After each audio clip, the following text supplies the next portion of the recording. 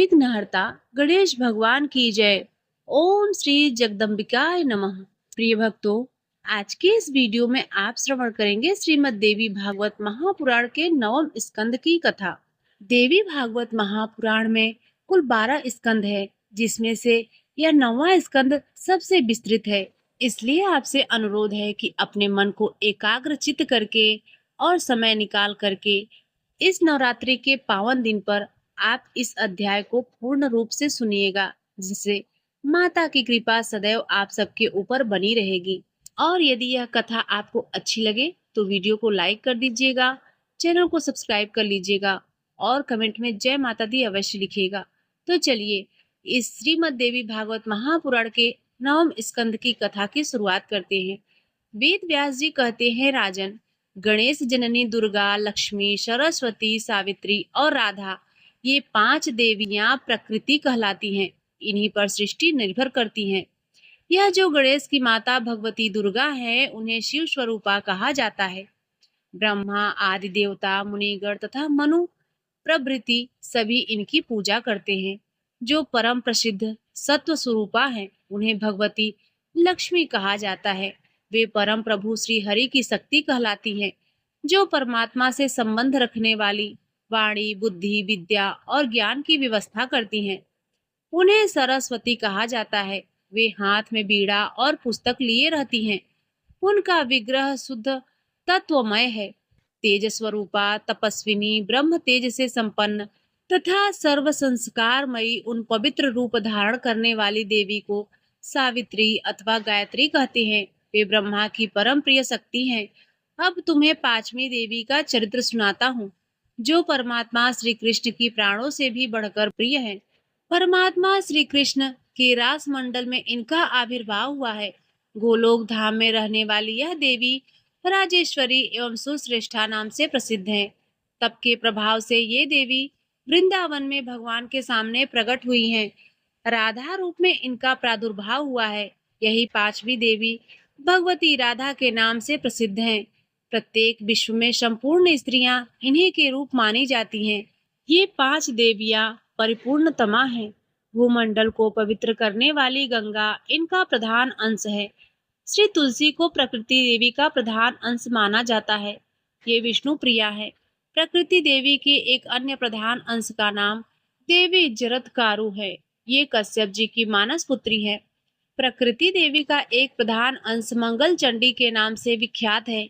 यह मंगल चंडी प्रकृति देवी के मुख से प्रकट हुई हैं। समस्त मंगल सुलभ हो जाते हैं। देवी काली को प्रकृति देवी का प्रधान अंश मानते हैं। इन देवी के नेत्र ऐसे हैं मानो कमल।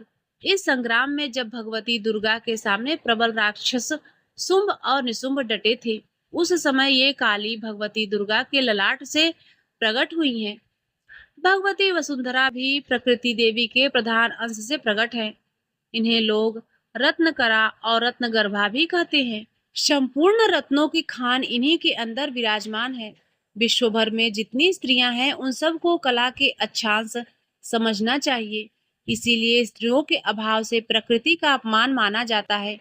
ब्रह्मा ने पहले सरस्वती का सम्मान किया। इसके बाद ये देवी तीनों लोकों में देवताओं और मुनियों की पूज्य हो गईं। सर्वप्रथम गोलोक में रास मंडल के अवसर पर भगवती राधा की पूजा हुई। उन सबके 5 देवियों के भारतवर्ष में पूजा होती है। तभी से प्रत्येक ग्राम और नगर में ग्राम देवियों की पूजा का प्रचार हो गया।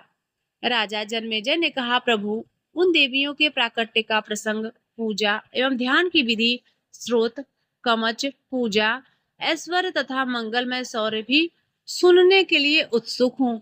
भगवान वेद व्यास जी कहते हैं, राजन, जिसके सहारे श्री हरि सदा शक्तिवान बने रहते हैं, वह प्रकृति देवी ही शक्ति स्वरूपा है। जब इन्हें साकार रूप से प्रकट होने की इच्छा हुई, तब इन्होंने अत्यंत सुंदर एवं मन को मुग्ध कर देने वाला दिव्य रूप प्रकट किया।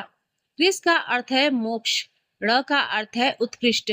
दास्य भक्ति और दास्य भाव देने की जिनमें योग्यता है, वह श्री कृष्ण कहलाते हैं। इनके वाम शुभ अंग को स्त्री कहा गया है और दक्षिण विभाग को पुरुष। सनातन पुरुष विरूपण स्त्री को देखने लगा। श्री कृष्ण परम रसिक एवं रास के स्वामी हैं। उस देवी को देखकर रास के उल्लास में उल्लसित हो वह उनके साथ रासमंडल में पधारे। उस समय श्री कृष्ण की यह चित शक्ति उनकी कृपा से गर्भवती होने का अनुभव करने लगी। 100 वर्ष का समय व्यतीत हो जाने पर उसने एक स्वर्ण के समान प्रकाशमान बालक उत्पन्न किया, किंतु उसे देखकर उस देवी का हृदय दुख से संतप्त हो उठा था। उसने उस बालक को ब्रह्मांड गोलक के अथाह जल में छोड़ दिया। तब श्री कृष्ण ने तुरंत उस देवी से कहा, अरे कौशले, तूने जो इस बच्चे का त्याग कर दिया है यह बड़ा भीषण कर्म है। इसके फलस्वरूप तू आज से संतानहीन हो जा। इतने में उस देवी की जिह्वा के अग्रभाग से सहसा एक परम मनोहर कन्या प्रकट हो गई। तदंतर कुछ समय व्यतीत हो जाने पर उसके पश्चात मूल प्रकृति देवी के 2 रूपों में प्रकट हुई। आधे वाम अंग से कमला का प्रादुर्भाव हुआ और दाहिने से राधिका। उसी समय श्री कृष्ण भी 2 रूप में हो गए। आधे दाहिने अंग से स्वयं विराजमान रहे और बाएं अंग से 4 भुजाओं वाले विष्णु का आविर्भाव हो गया। तब श्री कृष्ण ने सरस्वती से कहा, देवी, तुम इन विष्णु की प्रिय बन जाओ। माननीय राधा यहाँ रहेंगी। फिर तो जगत की व्यवस्था में तत्पर रहने वाले श्री विष्णु उन सरस्वती और लक्ष्मी देवियों के साथ वैकुंठ पधारे। फिर नारायण के अंग से 4 भुजाओं वाले अनेक पार्षद उत्पन्न हुए थे। सभी पार्षदगण तेज रूप और व्यवस्था में श्री हरि के समान थे। लक्ष्मी के अंग से उन्हीं जैसे लक्षणों से उत्पन्न करोड़ों दासियां उत्पन्न हो गई। उन मधुर भाषणी कन्याओं को राधा ने अपनी सखी बना लिया। इतने में श्री कृष्ण की उपासना करने वाली देवी दुर्गा का सहसा आविर्भाव हुआ। ये देवी सर्वेश्वर श्री कृष्ण की स्तुति करके उनके सामने विराजमान हुई। रसिक श्री कृष्ण ने इन्हें एक रत्नमय सिंहासन प्रदान किया। इतने में चतुर्मुख ब्रह्मा अपनी शक्ति के साथ वहां पधारे। इसी समय भगवान श्री कृष्ण के 2 रूप हो गए। उनका आधा बायां अंग महादेव के रूप में परिणित हो गया। दक्षिण अंग से गोपीपति श्री कृष्ण ठहरे रहे। श्री कृष्ण सत्य स्वरूप परमात्मा एवं ईश्वर हैं। ये कारणों के कारण, संपूर्ण मंगलों के मंगल, जन्म मृत्यु जरा व्याधि शोक और भय को हरने वाले और मृत्यु के भी मृत्यु है। अतएव इन्हें मृत्युंजय भी कहा जाता है। महादेव शंकर उनकी स्तुति करके सामने रखे हुए रत्नमय श्रेष्ठ सिंहासन पर विराजमान हो गए। भगवान व्यास जी कहते हैं, राजन, तदंतर वह बालक जो केवल अंडाकार था, ब्रह्मा की आयु पर्यंत समय तक वह ब्रह्मांड गोलक के जल में रहा। फिर समय पूरा हो जाने पर वह सहसा 2 रूपों में प्रकट हो गया। एक अंडाकार ही रहा और एक शिशु के रूप में परिणित हो गया। उसकी आकृति फिर से तेज पूर्ण थी, अतएव उसका नाम महाविराट पड़ा। वह बालक तेज से परमात्मा श्री कृष्ण के 16वें अंश की बराबरी कर रहा था। वह विराट स्वरूप बालक बार बार ऊपर दृष्टि दौड़ाने लगा। भूख से आतुर होकर वह बालक बार बार उतर करने लगा। फिर जब उसे ज्ञान हुआ तब उसने परम पूज्य श्री कृष्ण का ध्यान किया। तब उसे सनातन ब्रह्म ज्योति के दर्शन प्राप्त हुए। भगवान श्री कृष्ण ने कहा, वत्स, मेरी ही भांति तुम भी बहुत समय तक अत्यंत स्थिर होकर विराजमान रहो। तुम्हारे नाभि कमल से विश्व सृष्टा ब्रह्मा प्रकट होंगे। ब्रह्मा के ललाट से 11 रुद्रों का आविर्भाव होगा। शिव के अंश से रुद्र सृष्टि के संहार की व्यवस्था करेंगे। उन 11 रुद्रों में कालाग्नि नाम से जो प्रसिद्ध हैं, वही रुद्र विश्व के संहारक होंगे। अब मैं अपने गोलोक में जाता हूँ, तुम यही ठहरो। ब्रह्मांड गोलक के भीतर जलमयी शैया पर वे पुरुष शयन कर रहे थे। फिर जितने रोमकूप से वह ब्रह्मांड उत्पन्न हुआ था, उन परम प्रभु श्री कृष्ण भगवान के दर्शन हुए थे। गोपों और गोपियों से सुशोभित गोलोक धाम को भी देखने में वह सफलता पा गए थे। फिर तो श्री कृष्ण की स्मृति करके उन्होंने उनसे वरदान पाकर सृष्टि का कार्य आरंभ कर दिया। सर्वप्रथम ब्रह्मा से सनकादि 4 मानस पुत्र हुए। फिर शिव की सुप्रसिद्ध 11 कलाएं रूप में प्रकट हुई। फिर जगत की रक्षा के व्यवस्थापक श्री विष्णु प्रकट हुए थे। उस समय विराट पुरुष के वाम भाग से प्रकट होकर वे पृथ्वी में विराजमान थे। 4 भुजाओं से उनकी अनुपम शोभा हो रही थी। जो विराट पुरुष के नाभि कमल पर प्रकट होकर ब्रह्मा के विश्व की रचना थी। स्वर्ग, मत्स्य और पाताल त्रिलोकी के संपूर्ण चराचर प्राणियों का उन्होंने सृजन किया। इस प्रकार महाविराट पुरुष के संपूर्ण रोग कूपों में एक एक करके अनेक ब्रह्मांड आए। प्रत्येक ब्रह्मांड में एक विराट पुरुष और ब्रह्मा, विष्णु एवं शिव प्रभृति सहयोगी देवता रहकर कार्य की व्यवस्था करते हैं। इस प्रकार भगवान श्री कृष्ण के मंगलमय चरित्र का वर्णन कर दिया। यह प्रसंग सुख एवं मोक्ष देने वाला है। व्यास जी बोले, वत्स, महादेवी के चरित्र अनंत है। एक बार नारद ने भगवान से प्रश्न किया तो उन्होंने उत्तर दिया कि वह तुमको बताता हूँ। नारद जी ने कहा, भगवान, प्रकृति संगत देवताओं ने पूजन का प्रसंग विस्तार के साथ बताने की कृपा कीजिए। किस पुरुष ने किन देवी की कैसे आराधना की, मृत्यु लोक में किस प्रकार की उनकी पूजा का प्रचार हुआ, किस मंत्र से किनकी पूजा था, किस स्रोत से किनकी स्तुति की गई, इन देवियों ने किन किन को कौन कौन से वर दिए। मुझे देवियों के स्रोत, ध्यान, प्रभाव और पावन चरित्र के साथ साथ उपयुक्त सारी बातें बताने की कृपा कीजिए। भगवान नारायण बोले, नारद, गणेश जननी दुर्गा, राधा, लक्ष्मी, सरस्वती और सावित्री, ये 5 देवियां सृष्टि की मूल प्रकृति कही जाती हैं। इन देवियों के अंशों से नाम है काली, वसुंधरा, गंगा, सरस्वती, मंगल चंडिका, तुलसी, मनसा, निद्रा, स्वाहा, स्वधा और दक्षिणा। इनके संक्षिप्त, मधुर और वैराग्य उत्पादक चरित्र में तुम्हें पवित्र करने की पूर्ण शक्ति के साथ बताता हूँ। सरस्वती का श्री विग्रह स्वर्णमय है। ये परम सुंदरी देवी सदा हंसती रहती है। इनके एक हाथ में वीणा और दूसरे में पुस्तक है। जो पुरुष भगवती सरस्वती को अपना इष्ट देवता मानते हैं, उनके लिए यह नित्य कल्याणकारी है। ओम ह्रीम श्री सरस्वती स्वाहा, यह 10 अक्षर मूल मंत्र परम श्रेष्ठ एवं सबके लिए उपयोगी है। इस मंत्र को कल्प वृक्ष कहते हैं। इसे धारण करने के प्रभाव से भगवान शुक्राचार्य संपूर्ण दैत्यों के पूजक बन सके हैं। भगवान नारायण कहते हैं, नारद, प्राचीन समय की बात है। याज्ञवल्क्य नामक प्रसिद्ध एक प्रधान मुनि थे। उन्होंने भगवती सरस्वती की स्तुति की और ज्योति स्वरूपा महामाया का उन्हें दर्शन प्राप्त हुआ। देवी ने उनसे कहा, मुने, तुम सब प्रख्यात कवि हो जाओगे। मैं स्वयं सरस्वती बैकुंठ में श्रीहरि के पास रहती हूँ। गंगा ने इन्हें साप दे दिया था, अतः ये भारतवर्ष में अपनी एक कला से पधारी हैं। नदी के रूप में इनका अवतरण हुआ था। सूत जी कहते हैं, सौनक, भगवान नारायण की बात सुनकर मुनिवर नारद ने तुरंत उनसे यह संदेश पूछा। नारद जी ने कहा, सत्य स्वरूपा माननीय गंगा ने सरस्वती देवी को क्यों साप दे दिया? भगवान बोले, नारद, यह प्राचीन कथा मैं तुमसे कहता हूँ, सुनो। लक्ष्मी, सरस्वती और गंगा, ये तीनों ही भगवान श्री हरि की भार्याएं हैं। एक बार सरस्वती को यह संदेह हो गया कि श्री हरि मेरी अपेक्षा गंगा से अधिक प्रेम करते हैं। तब उन्होंने श्री हरि को कुछ कड़े शब्द कहे थे। फिर वे गंगा पर क्रोधित होकर कठोर बर्ताव करने लगे। तब शांत स्वरूपा क्षमाशील लक्ष्मी ने उनको रोक दिया था। इस पर सरस्वती ने लक्ष्मी को गंगा का पक्ष करने वाली मानकर आवेश में शाप दे दिया कि तुम निश्चय ही वृक्ष रूपा और नदी रूपा हो जाओगी। लक्ष्मी ने सरस्वती के इस श्राप को सुन लिया, परंतु वे वहीं शांत बैठी रही। पर गंगा से यह नहीं देखा गया। उन्होंने सरस्वती को शाप दे दिया। कहा, बहन, लक्ष्मी जी को तुमने शाप दे चुकी हो। वह सरस्वती भी नदी रूपा में हो जाए, यह निश्चय ही मृत्यु लोक में चली जाए, जहाँ सब पापीजन निवास करते हैं। नारद, गंगा की यह बात सुनकर सरस्वती ने उन्हें श्राप दे दिया कि तुम्हें भी धरातल पर जाना होगा। इतने में भगवान श्रीहरि वहां आ गए। उन देवियों के कलह और श्राप का मुख्य कारण सुनकर परम प्रभु ने समय अनुकूल बातें कही।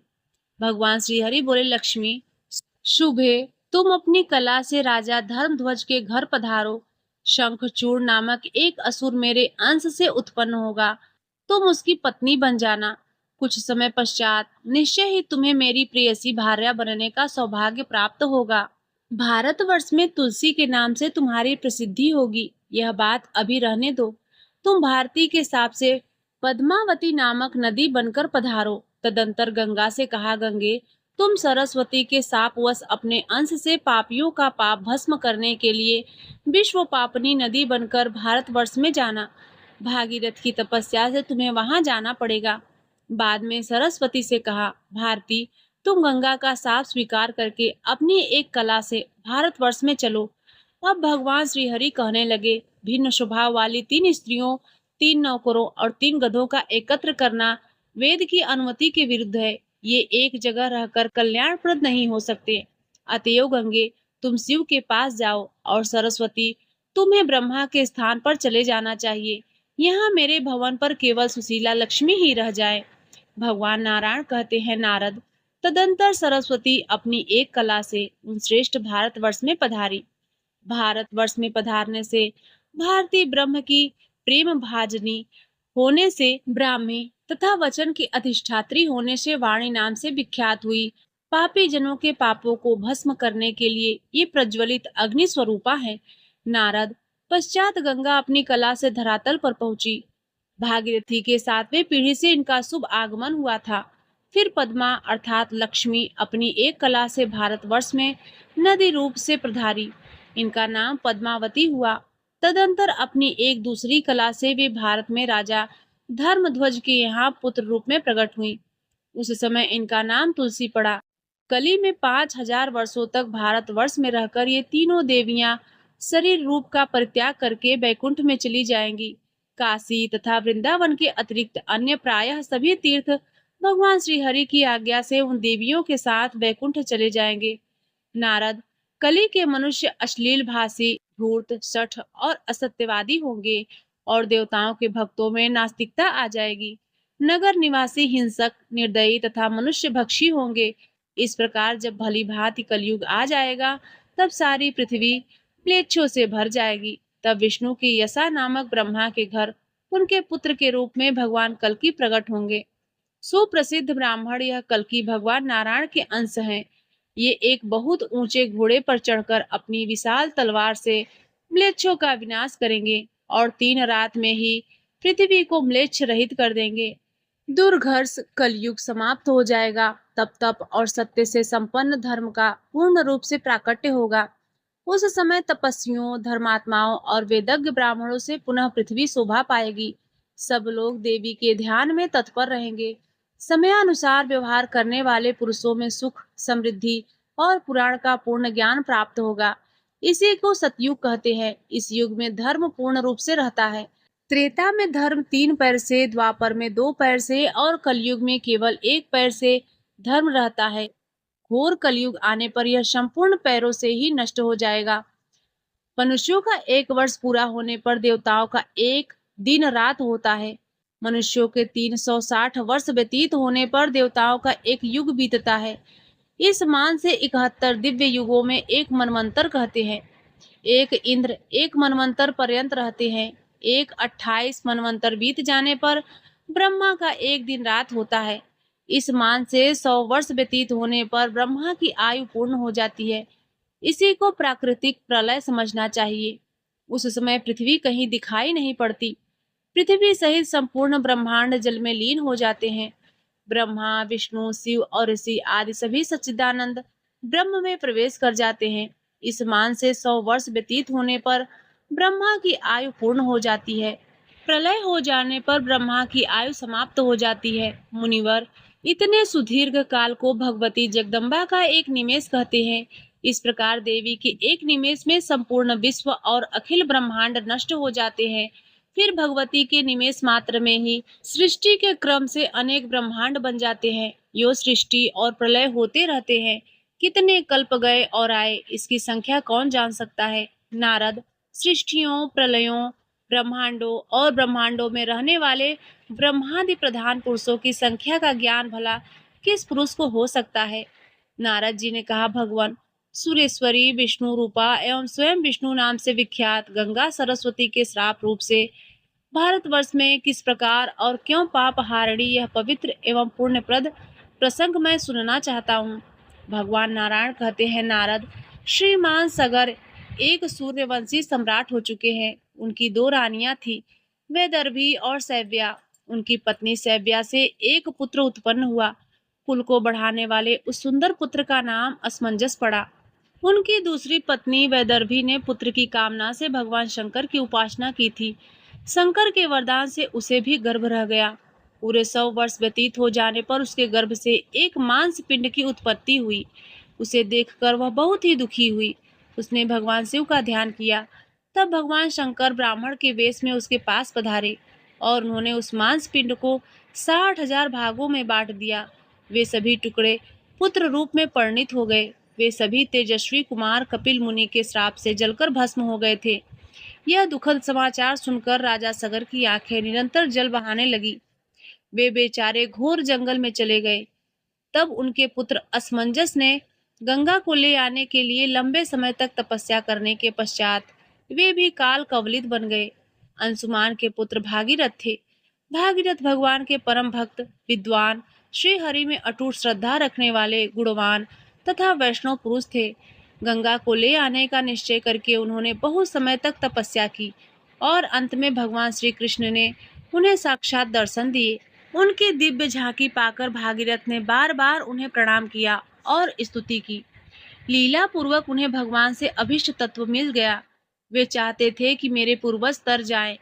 भगवान श्री हरि ने गंगा जी से कहा, सुरेश्वरी, तुम सरस्वती के श्राप से अभी भारतवर्ष में जाओ और मेरी आज्ञा के अनुसार सगर के सभी पुत्रों को पवित्र करो। भगवान नारायण कहते हैं, नारद, राजा भागीरथ गंगा की स्तुति करके उन्हें साथ ले वहां पहुंचे जहां सगर के 60,000 पुत्र जलकर भस्म हो गए थे। गंगा का स्पर्श करके और बहने लगी।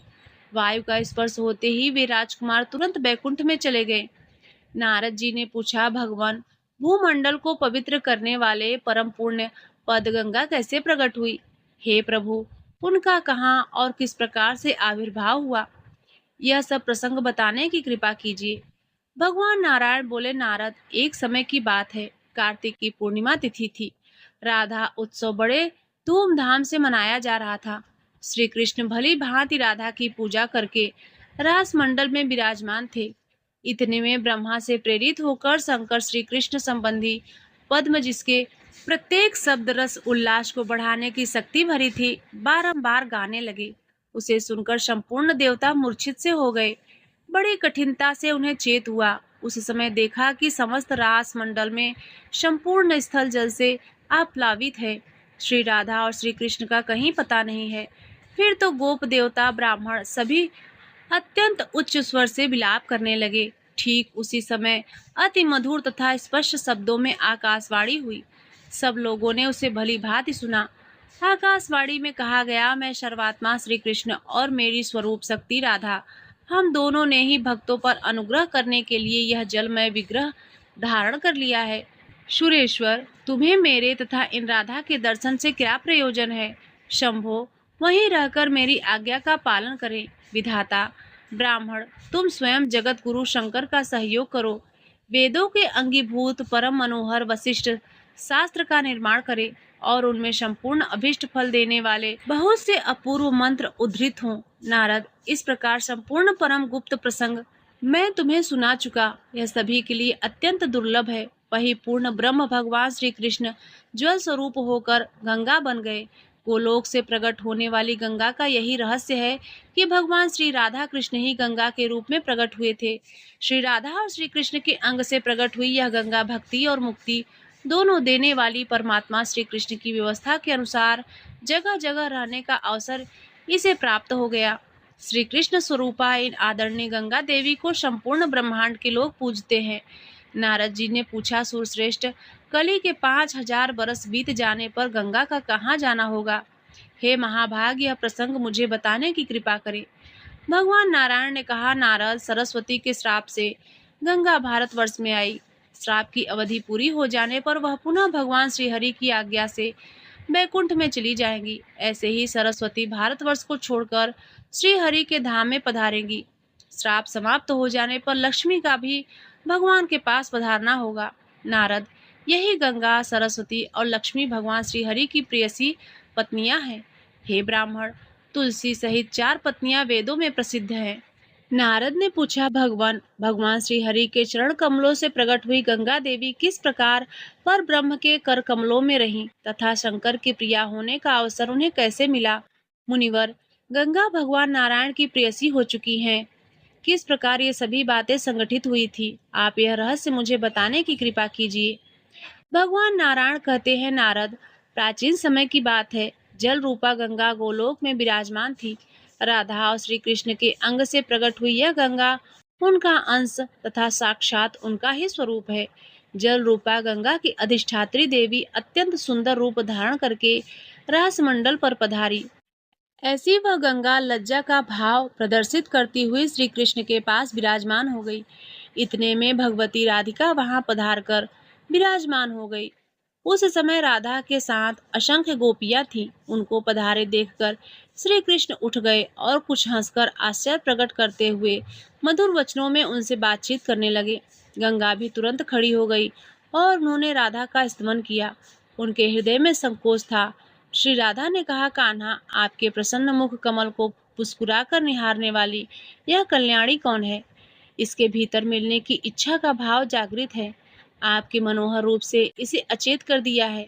इसके सर्वांग पुलकित हो रहे हैं। इस प्रकार रक्त कमल के समान नेत्रों वाली राधा ने भगवान श्री कृष्ण से कहकर साथ ही गंगा से कुछ कहना चाहा था कि गंगा योग में परम प्रवीण थी। योग के प्रभाव से राधा का मनोभाव उन्हें ज्ञात हो गया। अतः बीच सभा में ही अंतर्ध्यान होकर वे जल में प्रविष्ट हो गईं। जब सिद्ध योगिनी राधा ने योग द्वारा इस रहस्य को जानकर सर्वत्र विद्यमान जल स्वरूप गंगा को अंजलि से उठाकर पान करना आरंभ कर दिया, ऐसी स्थिति में राधा का अभिप्राय पूर्ण योग सिद्ध गंगा से छिपा नहीं रह सका। वह भी भगवान श्री कृष्ण की शरण में जाकर उनके चरण कमलों में लीन हो गई। तब राधा ने गोलोक, बैकुंठ लोक तथा ब्रह्मलोक आदि संपूर्ण स्थानों में गंगा को खोजा, परंतु कहीं भी वह दिखाई नहीं दी। उस समय सर्वत्र जल का नितांत अभाव हो गया था। फिर तो ब्रह्मा, विष्णु, शंकर, अनंत धर्म, इंद्र, चंद्रमा, सूर्य, मनुगण, मुनि, समाज, देवता, सिद्ध और तपस्वी सभी गोलोक में आए। भगवान श्री कृष्ण को उन ब्रह्मा आदि समस्त उपस्थित देवताओं ने प्रणाम करके स्तवन करना आरंभ कर दिया। उन लक्ष्मीपति पर ब्रह्म भगवान श्री कृष्ण ने उपस्थित देवताओं का अभिप्राय समझकर उनसे कहा। भगवान श्री कृष्ण बोले, आप सभी महानुभाव गंगा को ले जाने के लिए यहाँ पधारे हैं, परंतु इस समय यह गंगा शरणार्थी बनकर मेरे चरण कमलों में छिपी है। हुआ यह कि वह मेरे पास बैठी थी। राधा जी उसे देखकर पी जाने के लिए उद्धत हो गई थी। तब वह चरणों में आकर ठहर गई। मैं आप लोगों को उसे सहर्ष दे दूंगा, परंतु आप पहले इनको निर्भय बनाने का पूर्ण प्रयत्न करें। फिर तो संपूर्ण देवता भगवती राधा की स्तुति करने में संलग्न हो गए। भक्ति के कारण अत्यंत विनीत होकर ब्रह्मा जी ने अपने चारों मुखों से राधा जी की स्तुति की। नारद जी ब्रह्मा जी की इस प्रार्थना को सुनकर भगवती राधा हंस पड़ी। उन्होंने गंगा जी की सभी बातों को स्वीकार कर लिया। तब गंगा श्री कृष्ण के चरण के अंगूठे से नखाग्र से निकलकर वहीं विराजमान हो गई। ब्रह्मा ने गंगा के उस जल को कर कमलों में रख लिया। भगवान शंकर ने उस जल को अपने मस्तक पर स्थान दिया। तदंतर ब्रह्मा ने गंगा को राधा मंत्र की दीक्षा दी थी। साथ ही राधा के स्रोत, कमच, पूजा और ध्यान की विधि भी बतलाई। गंगा ने इन नियमों के द्वारा राधा की पूजा करके बैकुंठ के लिए प्रस्थान किया। मुनि, लक्ष्मी, सरस्वती, गंगा और विश्व पावनी तुलसी, ये चारों देवियां भगवान नारायण की पत्नियां हैं। तदंतर परमात्मा भगवान श्री कृष्ण ने हंसकर ब्रह्मा को अद्भुत एवं परम गोपनीय बातें बताईं। नारद ने कहा, भगवान लक्ष्मी, सरस्वती, गंगा और जगत को पावन कारिणी तुलसी, ये चारों देवियां भगवान नारायण को ही प्रिय है। यह प्रसंग तथा गंगा के बैकुंठ को जाने की बात मैं आपसे सुन चुका हूँ, परंतु गंगा विष्णु की पत्नी कैसे हुई, यह वृत्तांत सुनने का सुअवसर मुझे नहीं मिला। उसे कृपया सुनाइए। भगवान नारायण बोले, नारद, जब गंगा बैकुंठ में चली गई तब थोड़ी देर के बाद जगत की व्यवस्था करने वाले ब्रह्मा भी उनके साथ ही बैकुंठ पहुँचे और जगत प्रभु भगवान श्री हरि को प्रणाम करके कहने लगे। ब्रह्मा जी ने कहा, भगवान श्री राधा और श्री कृष्ण के अंग से प्रकट हुई ब्रह्म द्रव स्वरूपा गंगा इस समय एक सुशीला देवी के रूप में विराजमान है। प्रभु, आपसे मेरी प्रार्थना है कि इस सुरेश्वरी गंगा को आप अपनी पत्नी बना लीजिए। सभी पुरुष प्रकृति से उत्पन्न हुए हैं और स्त्रियां भी उसी की कलाएं हैं। केवल आप श्री हरि ही उस प्रकृति से परे निर्गुण प्रभु हैं। परिपूर्णतम श्री कृष्ण स्वयं दो भागों में विरक्त हुए हैं। उनका दक्षिण अंग तो दो भुजाधारी श्री कृष्ण बने रहे और उनका आधा अंग आप चतुर्भुज विष्णु के रूप में प्रकट हो गया है। इसी प्रकार भगवान श्री कृष्ण के वामांग से आविर्भूत श्री राधा दो रूपों में परिणित हुई। दाहिने अंग से तो वे स्वयं रही और उनके वामांग से लक्ष्मी का प्राकट्य हुआ। अतएव यह गंगा आपको ही वर्ण करना चाहती हैं, क्योंकि आपके श्री विग्रह से ही ये प्रकट हुई हैं। हे मुनि, इस प्रकार कहकर ब्रह्मा जी ने भगवान श्री हरि के पास गंगा को बैठा दिया। और वहां से चल पड़े। फिर तो स्वयं श्री हरि ने विवाह के नियमानुसार गंगा के पुष्प एवं चंदन से चर्चित कर कमलों को ग्रहण कर लिया और वे उसके प्रियतम पति बन गए। जो गंगा पृथ्वी पर पधार चुकी थी, वे भी समय अनुसार अपने उस स्थान पर वापस आ गईं। यो भगवान के चरण कमल से प्रकट होने के कारण यह गंगा विष्णुपदी नाम से प्रसिद्ध हुई। गंगा के प्रति सरस्वती के मन में जो भय था, वह निरंतर बना रहा, क्योंकि गंगा ने सरस्वती को भारतवर्ष में जाने का श्राप दे दिया था। यो इस प्रकार लक्ष्मीपति भगवान श्री हरि की गंगा सहित 3 पत्नियां हैं। बाद में तुलसी को भी प्रिय पत्नी बनने का सौभाग्य प्राप्त हो गया। अतएव तुलसी सहित ये 4 प्रेयसी पत्नियां कही गई हैं। नारद जी ने पूछा, भगवान, साध्वी तुलसी भगवान श्री हरि की पत्नी कैसे बनी? इनका जन्म कहाँ हुआ था और पूर्व जन्म में ये कौन थी? भगवान नारायण कहते हैं, नारद, दक्षसा वर्णी नाम से प्रसिद्ध एक पुण्यात्मा मनु हो चुके हैं। ब्रह्म सामर्णी के पुत्र धर्म सामर्णी नाम से प्रसिद्ध हुए। धर्म सामर्णी से इंद्रिय निग्रही एवं परम भक्त रुद्र सामर्णी पुत्र रूप में प्रकट हुए। रुद्र सामर्णी के देव सामर्णी हुए। देव सामर्णी के पुत्र का नाम इंद्र सामर्णी था। फिर इंद्र सामर्णी से वृषध्वज का जन्म हुआ। भगवान शंकर ने इस वृषध्वज की असीम श्रद्धा थी। राजा वृषध्वज की भगवान नारायण, लक्ष्मी और सरस्वती, इनमें किसी के प्रति श्रद्धा नहीं थी। यज्ञ और विष्णु पूजा की निंदा करना उनका मानव स्वभाव ही बन गया था। यह केवल भगवान शिव में ही श्रद्धा रखता था। ऐसे स्वभाव वाले राजा वृषध्वज को देखकर सूर्य ने उसे श्राप दे दिया, राजन, तेरी श्री नष्ट हो जाए। भक्तों पर संकट देख आशुतोष भोलेनाथ भगवान शंकर हाथ में त्रिशूल उठाकर सूर्य पर टूट पड़े। तब सूर्य अपने पिता कश्यप जी के साथ ब्रह्मा जी के शरण में गए। यह देखकर त्रिशूल लिए शंकर भगवान ने ब्रह्मा की ओर चल दिए। यहाँ तक कि ब्रह्मा को भी शंकर का भय था। अतएव उन्होंने सूर्य को आगे करके बैकुंठ की यात्रा की। उन तीनों महानुभावों ने सर्वेश्वर भगवान नारायण की शरण ग्रहण की। इतने में भगवान शंकर भी वहां आ पहुंचे। उन्होंने हाथ में त्रिशूल था। वे वृषभ पर आरूढ़ थे और आंखें रक्त कमल के समान लाल हो रही थी। वहां पहुंचते ही वृषभ से उतरकर और भक्ति विनम्र होकर उन्होंने शांत करुण स्वरूप परम प्रभु लक्ष्मीकांत भगवान नारायण को श्रद्धा पूर्वक प्रणाम किया। भगवान विष्णु बोले, महादेव, यहाँ कैसे पधारना हुआ? अपने क्रोध का कारण बताइए। महादेव ने कहा, भगवान, राजा वृषध्वज मेरा परम भक्त है। मैं उसे प्राणों से बढ़कर भी प्रिय मानता हूँ। सूर्य ने उसे श्राप दे दिया है, यही कारण क्रोध का है। जगत प्रभु, अब मेरे उस भक्त की जीवनचर्या कैसे चलेगी, यह बताने की कृपा कीजिए, क्योंकि सूर्य के श्राप से उसकी स्त्री नष्ट हो चुकी है। उनमें सोचने समझने की शक्ति भी तनिक नहीं रह गई है। भगवान विष्णु बोले, शंभो, काल की प्रेरणा से बहुत समय बीत गया। 21 युग समाप्त हो गए। यद्यपि बैकुंठ में अभी आधी घड़ी का समय बीता है। अतः अब आप अपने स्थान पर पधारिए। भयंकर काल ने इस समय वृषध्वज को अपना ग्रास बना लिया है। यही नहीं, किंतु उसके पुत्र रक्तध्वज के 2 पुत्र हैं। उन महान पुत्रों के नाम है धर्मध्वज और कुशध्वज। वे सूर्य के श्राप से श्रीहीन होकर जीवन व्यतीत कर रहे हैं।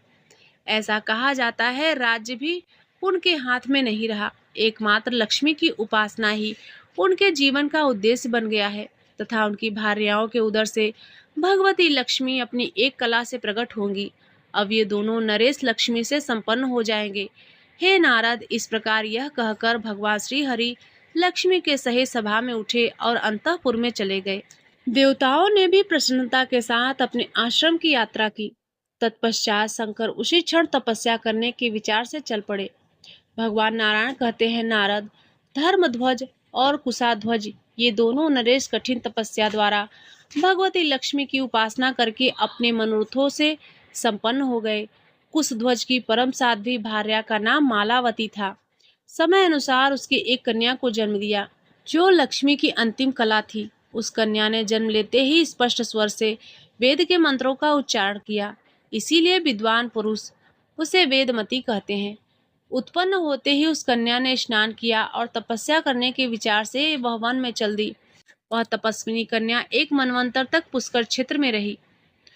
उसका अत्यंत कठिन तप लीला पूर्वक चलता रहा। इतने में सहसा उसे स्पष्ट आकाशवाणी सुनाई पड़ी, सुंदरी, दूसरे जन्म में भगवान श्री हरि तुम्हारे पति होंगे। इस प्रकार की आकाशवाणी सुनने के पश्चात वेदवती नाम से वह कन्या गंधमादन पर्वत पर गई और वहां उसने पहले से भी अधिक कठिन तप आरंभ कर दिया। वहीं एक दिन उसे अपने सामने रावण दिखाई पड़ा। वह वेदमती के समीप जाकर पूछने लगा, कल्याणी, तुम कौन हो और क्यों ठहरी हो? वह देवी परम सुंदरी थी। उसे देखकर दुराचारी रावण का हृदय विकार से संतप्त हो गया। रावण की इस कुचेष्टा को देखकर उस साध्वी का मन क्रोध से भर गया। उसने रावण को अपने तपोबल से इस प्रकार स्तंभित कर दिया कि वह जड़वत होकर निश्चेष्ट हो गया। ऐसी स्थिति में मन ही मन उसने उस कमल लोचना देवी का मानसिक स्मरण किया। शक्ति की उपासना विफल नहीं होती, इसे सिद्ध करने के विचार से देवी वेदमती रावण पर संतुष्ट हो गई और परलोक में उसकी स्तुति का फल देना उन्होंने स्वीकार कर लिया। साथ ही उसे श्राप दे दिया, दुरात्मन, तू मेरे कारण ही अपने बंधु बांधवों के साथ काल का ग्रास बनेगा, क्योंकि तूने काम भाव से मुझे स्पर्श कर लिया है। देवी वेदमती ने इस प्रकार कहकर वहीं योग द्वारा अपने शरीर का त्याग कर दिया। वही साध्वी देवी वेदमती दूसरे जन्म में जनक की कन्या हुई और उस देवी का नाम सीता रखा गया, जिसके कारण रावण को मृत्यु का मुख देखना पड़ा। भगवान नारायण कहते हैं, नारद, धर्मध्वज की पत्नी का नाम माधवी था। वह राजा के साथ गंधमादन पर्वत पर सुंदर उपवन में आनंद करती थी। नारद कार्तिक की पूर्णिमा के दिन उसके गर्भ से एक कन्या प्रकट हुई। शुक्रवार के दिन देवी मूल प्रकृति लक्ष्मी के अंश से प्रादुर्भूत उस कन्या का जन्म हुआ। विद्वान पुरुष ने उसका नाम तुलसी रखा। भूमि पर पधारते ही वह ऐसी सुयोग्य बन गई मानो साक्षात प्रकृति देवी ही हो। सब लोगों में रोकने पर भी उसने तपस्या करने के विचार से बद्रिका आश्रम को प्रस्थान किया। वहां रहकर वह दीर्घ काल तक कठिन तपस्या करती रही। उसे ब्रह्मा उत्तम वर देने के विचार से बद्रिका आश्रम में पधारे और ब्रह्मा जी बोले, तुलसी, तुम मनोभिलाषित वर मांग सकती हो। तुलसी ने कहा, पितामह, पूर्व जन्म में मैं तुलसी नाम की गोपी थी। गोलोक मेरा निवास स्थान था। भगवान श्री कृष्ण की प्रिया, उनकी प्रेयसी सखी, सब कुछ होने का सौभाग्य मुझे प्राप्त था। एक दिन रास की अधिष्ठात्री देवी भगवती राधा ने रास मंडल में पधार कर रोष से मुझे श्राप दे दिया कि तुम मानव योनि में उत्पन्न हो और सुंदर विग्रह वाले शांत स्वरूप भगवान नारायण, जो उस समय मेरे पति थे, उन्हीं को अब मैं पति रूप से प्राप्त करने के लिए वर मांग रही हूँ। आप अभिलाषा पूर्ण करने की कृपा करें। ब्रह्मा जी बोले, भगवान श्री कृष्ण के अंश से प्रकट सुदामा नाम के गोप भी इस समय राधिका के श्राप से भारतवर्ष में उत्पन्न है। शापवश उन्हें दानवों के कुल में उत्पन्न होना पड़ा। वह शंखचूड़ नाम से प्रसिद्ध है। इस जन्म में वह श्री कृष्ण का अंश तुम्हारा पति होगा। इसके बाद शांत स्वरूप भगवान नारायण तुम्हें पति रूप से प्राप्त होंगे। लीलावश ही नारायण तुमको श्राप दे देंगे तथा अपनी कला से तुम्हें वृक्ष बनकर भारत में रहना पड़ेगा और समस्त जगत को पवित्र करने की योग्यता तुम्हें प्राप्त होगी। संपूर्ण पुष्पों में तुम प्रधान मानी जाओगी। भगवान विष्णु तुम्हें प्राणों से भी अधिक प्रिय मानेंगे और तुम्हारे बिना पूजा निष्फल समझी जाएगी। तुम मेरे वर के प्रभाव से वृक्षों की अधिष्ठात्री देवी बनकर वृक्ष रूप से विराजमान रहने वाले भगवान श्री कृष्ण के साथ स्वेच्छा पूर्वक निरंतर आनंद करोगी। तुलसी ने कहा, पितामह, भगवान आप ऐसी कृपा करें कि उस गोविंद को मैं पुनः निश्चय ही प्राप्त कर सकूं। साथ ही मुझे राधा के भय से मुक्त कर दीजिए। ब्रह्मा जी बोले, देवी, मैं तुम्हारे प्रति भगवती राधा के 10 अक्षर मंत्र का उपदेश करता हूँ। तुम इसे हृदय में धारण कर लो। मेरे वर के प्रभाव से अब तुम राधा को प्राणों के समान प्रिय बन जाओगी। इस प्रकार कहकर जगत पिता ब्रह्मा ने तुलसी को भगवती राधा का 10 अक्षर मंत्र बता दिया। तब तुलसी ने भगवती राधा की उपासना की और उनकी कृपा प्रसाद से वह देवी राधा के समान ही सिद्ध हो गई। भगवान नारायण कहते हैं, नारद, उसी समय महान योगी शंखचूर्ण का बद्री वन में आगमन हो गया। जो विष्णु के भक्त मुनि की कृपा से भगवान श्री कृष्ण का मनोहर मंत्र उसे प्राप्त हो चुका था। उसने पुष्कर क्षेत्र में रहकर उस मंत्र को सिद्ध भी कर लिया था। इस शंखचूर्ण को देखकर तुलसी ने वस्त्र से अपना मुख ढक लिया। लज्जावश उनका मुख नीचे की ओर झुक गया। साध्वी तुलसी का आचरण अत्यंत प्रशंसनीय है। ऐसी भव्य शरीर से शोभा पाने वाली उस सुंदरी तुलसी को देखकर शंखचूर्ण उसके पास आकर बैठ गया और मीठे शब्दों में बोला। शंखचूर्ण ने पूछा, देवी, तुम कौन हो? तुम्हारे पिता कौन है? सुंदरी, तुम अपना परिचय देने की कृपा करो। तुलसी ने कहा, महाशय, मैं राजा धर्मध्वज की कन्या हूँ, तपस्या करने के लिए इस तपोवन में ठहरी हूँ। तुम कौन हो? तुम्हें आनंद पूर्वक यहाँ से पधार जाना चाहिए, क्योंकि उच्च कुल की किसी भी अकेली साध्वी कन्या के साथ एकांत में कोई भी कुलीन पुरुष बातचीत नहीं करता। शंखचूड़ ने कहा, देवी, मैं पूर्व जन्म में श्रीहरि के साथ रहने वाला उन्हीं का अंश हूँ। सुदामा नामक गोप था। देवी राधिका के श्राप से इस समय मैं दानवेंद्र बना हूँ। भगवान श्री कृष्ण का मंत्र मुझे इष्ट है। इस पूर्व जन्म की बातों को मैं जान जाता हूँ। तुम भी पूर्व जन्म में श्री कृष्ण के पास रहने वाली तुलसी थी। तुम भी जो भारतवर्ष में उत्पन्न हुई हो, उसमें मुख्य कारण श्री राधिका का रोष ही है। इतने में ब्रह्मा जी ने आकर कहा, शंखचूर्ण, तुम इस देवी के साथ क्या बातचीत कर रहे हो? अब गंधर्व विवाह के नियमानुसार इसे पत्नी के रूप से स्वीकार कर लेना तुम्हारे लिए परम आवश्यक है। ब्रह्मा जी ने तुलसी से कहा, पतिव्रते, इस शंखचूर्ण की सौभाग्यवती प्रिय बन जाओ। इसके बाद तुम पुनः गोलोक में भगवान श्री कृष्ण के पास चली जाओगी, और यह शंखचूर्ण भी इस शरीर का त्याग करने के पश्चात बैकुंठ में जाकर चतुर्भुज भगवान विष्णु में लीन हो जाएगा। भगवान नारायण कहते हैं, नारद, शंखचूर्ण और तुलसी को इस प्रकार आशीर्वाद रूप देकर आज्ञा देकर ब्रह्मा जी ने अपने लोक में चले गए। तब शंखचूड़ ने गंधर्व विवाह के अनुसार तुलसी को अपनी पत्नी बना लिया। अपनी चिर संगिनी धर्म पत्नी परम सुंदरी तुलसी के साथ आनंदमय जीवन बिताते हुए शंखचूड़ ने दीर्घ काल तक राज्य किया। देवता, दानव, असुर, गंधर्व, किन्नर और अप्सराएं सभी शंखचूड़ के शासनकाल में सदा शांत रहते थे। अधिकार छिन जाने के कारण देवताओं की स्थिति भिक्षुक जैसी हो गई थी, तथा वे सभी अत्यंत उदास होकर ब्रह्मा की सभा में गए और अपनी स्थिति बतलाकर बार बार अत्यंत विलाप करने लगे। तब विधाता ब्रह्मा आदि देवताओं को साथ लेकर भगवान शंकर के स्थान पर गए। फिर ब्रह्मा और शंकर देवताओं को साथ लेकर बैकुंठ के लिए उपस्थित हुए। भगवान श्रीहरि की सभा में चारों ओर देवर्षि तथा पार्षद विराजमान थे। हे नारद, भगवान श्रीहरि उस अनुपम सभा के मध्य भाग में इस प्रकार विराजमान थे मानो नक्षत्रों के बीच चंद्रमा। देवताओं सहित ब्रह्मा और शंकर ने उनके साक्षात दर्शन किए।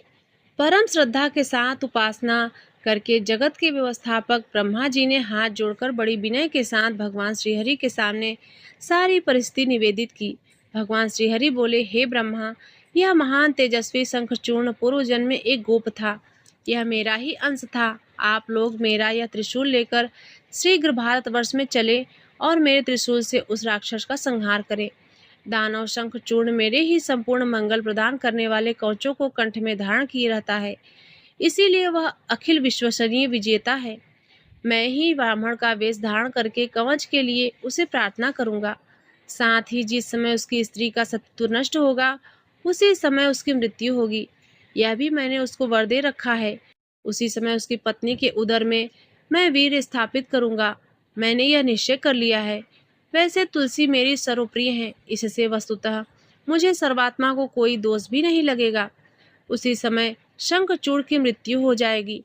तदंतर उस दानव की वह पत्नी अपने उस शरीर को त्याग कर पुनः मेरी प्रिय पत्नी बन जाएगी। नारद, इस प्रकार कहकर जगत प्रभु भगवान श्री हरि ने शंकर को त्रिशूल सौंप दिया। त्रिशूल लेकर रुद्र और ब्रह्मा सब देवताओं के साथ भारतवर्ष में चल दिए। भगवान नारायण कहते हैं, नारद, तदंतर ब्रह्मा दानव के संहार कार्य में शंकर को नियुक्त करके स्वयं उसी क्षण अपने स्थान पर चले गए। देवता भी अपने अपने स्थानों को चले गए। तब चंद्रभागा नदी के तट पर एक मनोहर वट वृक्ष के नीचे जाकर देवताओं का अभ्युदय करने के विचार से महादेव जी ने आसन जमा लिया। उन्होंने पुष्पदंत को दूत बनाकर तुरंत हर्षपूर्वक शंखचूर्ण के पास भेजा। पुष्पदंत ने कहा, राजेंद्र प्रभु, मैं शंकर का सेवक हूँ। मेरा नाम पुष्पदंत है। शंकर की कही बातें ही मैं आपसे कह रहा हूँ। आप देवताओं का राज्य तथा उनका अधिकार लौटा दे, अथवा युद्ध का निश्चय करें। दूत के रूप में गए हुए पुष्पदंत की बात सुनकर शंखचूड़ ने मुख पर उदासी छा गई। उन्होंने कहा, दूत, मैं कल प्रातः काल चलूंगा, तुम चलो। तब पुष्पदंत वट वृक्ष के नीचे प्रधारे हुए भगवान शंकर के पास लौट गए। इधर दूत के चले जाने पर प्रतापी शंखचूड़ अंतःपुर में गया और उसने अपनी पत्नी तुलसी से युद्ध संबंधी बातें बताई। सुनते ही तुलसी के होठ और तालु सूख गए। शंखचूड़ बोला, प्रिय, कर्म भोग का सारा निर्णय काल के सूत्र में बंधा है। शंखचूड़ ने तुलसी को संपूर्ण दोषों को दूर करने वाले उस उत्तम ज्ञान को बताया जो दिव्य भांडीर वन में भगवान श्री कृष्ण की कृपा से उसे प्राप्त हुआ था। फिर दोनों सुखपूर्वक शयन करने लगे। भगवान नारायण कहते हैं, नारद, शंखचूड़ श्री कृष्ण का भक्त था। प्रतिदिन की भांति उसने भक्ति पूर्वक ब्राह्मणों को उत्तम रत्न, मणि, स्वर्ण और वस्त्र दान दिए। इसके बाद उसने अपने पुत्र को संपूर्ण दानवों का राजा बनाकर उसे अपनी प्रेयसी पत्नी, राज्य, संपूर्ण संपत्ति, प्रजा एवं सेवक वर्ग को तथा हाथी, घोड़े आदि वाहन सौंप दिए। उसने स्वयं कवच पहन लिया, हाथ में धनुष और बाण उठा लिए, सब सैनिकों को एकत्र किया। दानवेंद्र शंखचूड़ से अपरिमित सेना तैयार कर ली थी। युद्ध शास्त्र के पारगामी एक महारथी वीर को सेनापति के पद पर नियुक्त किया। तदंतर शंखचूड़ मन ही मन भगवान श्री कृष्ण को स्मरण करता हुआ बाहर निकला। उत्तम रत्नों से बने हुए विमान पर सवार हुए और गुरुओं को आगे करके भगवान शंकर की सेवा में चल दिए। नारद उस भद्रा नदी के तट पर पहुंचकर शंखचूड़ ने भगवान शंकर को देखा। दानवराज शंखचूड़ उसे देखकर विमान से उतर पड़ा। फिर सबके साथ भगवान शंकर को उसने सिर झुकाकर भक्ति पूर्वक प्रणाम किया। उस समय शंकर के वाम भाग में भद्रकाली विराजमान थी, सामने स्वामी कार्तिकेय थे। इन तीनों महानुभावों के शंखचूड़ को आशीर्वाद दिया। महादेव जी ने कहा, राजन, तुम देवताओं का राज्य वापस करके मेरी प्रीति की रक्षा करो। तुम अपने राज्य में सुखी रहो और देवता अपने स्थान पर रहे। शंखचूड़ ने कहा, भगवान, मैं इस समस्त ऐश्वर्य को पाताल से उठाकर लाया हूँ, अतः इस पर मेरा पूर्ण अधिकार है। इस वैभव के विषय में देवताओं और दानवों को विवाद सदा से चला आ रहा है, कभी इसका अंत नहीं होता। समय अनुसार क्रमशः वे जीत जाते हैं, कभी हार जाते हैं। हम दोनों पक्षों के विरोध से आपका आना संगत नहीं जान पड़ता। आप तो हम दोनों के लिए एक समान संबंधी, बंधु, ईश्वर एवं परमात्मा ठहरे हैं। यदि इस समय हमारे साथ आपका युद्ध छिड़ जाए तो यह आपके लिए लज्जा की बात होगी। हम विजयी होंगे तो हमारी कीर्ति अधिक फैल जाएगी और हम पराजित होंगे तो हमारी कीर्ति में बहुत बुरा लगेगा। मुनि शंखचूड़ की यह वचन सुनकर भगवान त्रिलोचन हंसने लगे।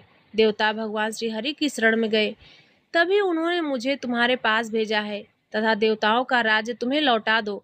बस यही कहने का निश्चित अभिप्राय यही है, अथवा मेरे साथ प्रसन्नता से लड़ने के लिए तैयार हो जाओ। अब अधिक शब्दों के व्यय करने का क्या प्रयोजन है। हे नारद, जब इस प्रकार कहकर भगवान शंकर क्रुद्ध हो गए, तब शंखचूड़ भी अपने मंत्रियों के साथ तुरंत वहां से उठकर जाने को तैयार हो गया।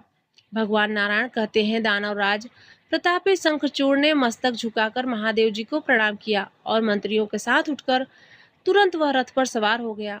उसी क्षण भगवान शंकर ने अपनी सेना और देवताओं को युद्ध करने के लिए प्रेरित किया तथा दोनों पक्षों में भयंकर लड़ाई होने लगी। युद्ध में शंकर गणों ने बहुत से वीरों को दानवों में पराजित कर दिया। संपूर्ण देवता डरकर भागे। इस अवसर पर स्वामी कार्तिकेय ने कुपित होकर अपने तेज से गणों में बल की वृद्धि कर दी। उन्होंने सम्रांगण में 100 अक्षौहिणी सैनिकों को समाप्त कर दिया। बहुत से असुर कमल लोचन भगवती भद्रकाली के भीषण आघात से भूमिसाई हो गए। तदंतर युद्ध में और भीषणता आ गई। तब शंखचूड़ के वेग से बहुत से पर्वत, शिला, पत्थर तथा वृक्ष उन पर गिरने लगे। उस भयंकर दानव ने चंड के दुर्वाद अंशों को, रथ को तथा रथ के भागों छिन्न भिन्न कर दिया। शंखचूड़ मायावी था। उसने माया का आश्रय लेकर बाणों का जाल फैला दिया। तब काली ने शंखचूड़ पर प्रलयकालीन अग्निशिखा के सदृश प्रकाशमान अग्निबाण चलाया, परंतु शंखचूड़ ने हंसते हंसते पर्जन्यास्त्र से उसे निवारण कर दिया। भद्रकाली और सहयोगिनियों के साथ युद्ध के दैत्य दल का विनाश करने लगी। उन्होंने दानवराज शंखचूड़ को भी चोट पहुंचाई, पर वे दानवराज का कुछ भी नहीं बिगाड़ सके। तब वे भगवान शंकर के पास चली गई और उन्होंने आरंभ से लेकर अंत तक क्रमशः युद्ध संबंधी सभी बातें भगवान शंकर को बतलाई। भगवान नारायण कहते हैं, नारद, भगवान शिव तत्व में परम प्रवीण थे। भद्रकाली द्वारा युद्ध की सारी बातें सुनकर वे स्वयं अपने गणों के साथ संग्राम में पहुंचे। ब्राह्मण उस समय शिव और शंखचूड़ में बहुत लंबे समय तक युद्ध होता रहा। न कोई किसी से जीतता था और न हारता था। उसी समय श्रीहरि एक अत्यंत वृद्ध ब्राह्मण का वेश बनाकर युद्ध भूमि में आए और दानवराज शंखचूड़ से कहने लगे। वृद्ध ब्राह्मण के वेश में पधारे हुए श्रीहरि ने कहा, राजेंद्र, तुम मुझे ब्राह्मण को भिक्षा देने की कृपा करो। मैं नित्य तृषित एवं वृद्ध ब्राह्मण हूँ। पहले तुम देने के लिए सत्य प्रतिज्ञा कर लो, तब मैं तुमसे कहूँगा। राजेंद्र शंखचूर्ण अत्यंत प्रसन्न होकर कहा, वो आप जो चाहे सो ले सकते हैं। तब अतिशय माया फैलाते हुए उन वृद्ध ब्राह्मण ने कहा, मैं तुम्हारा कवच चाहता हूँ। उनकी बात सुनकर सत्य प्रतिज्ञ शंखचूर्ण ने तुरंत वह दिव्य कवच श्रीहरि को दे दिया। फिर स्वयं श्रीहरि ने शंखचूर्ण का रूप धारण कर तुलसी के पास जाकर कपट पूर्वक उससे हास विलास किया। इसी समय भगवान शंकर ने शंखचूर्ण पर चढ़ाने के लिए श्रीहरि का दिया हुआ त्रिशूल हाथ में उठा लिया और उसे शंखचूर्ण पर फेंक दिया। त्रिशूल उस समय तक तो चक्कर काटता रहा, तदुपरांत वह शंखचूर्ण के ऊपर जा गिरा। उसके गिरते ही तुरंत वह दानवेंद्र तथा उसका रक्त सभी जलकर भस्म हो गए। दानव शरीर के भस्म होते ही शंखचूर्ण ने एक दिव्य गुणों का वेश धारण कर लिया। इतने में अकस्मात सर्वोत्तम दिव्य मणि द्वारा निर्मित एक विमान गोलोक से उतर आया। शंखचूर्ण उसी पर सवार होकर गोलोक के लिए प्रस्थान कर गया। उस समय वृंदावन में रास मंडल के मध्य भगवान श्री कृष्ण और भगवती श्री राधिका विराजमान थी।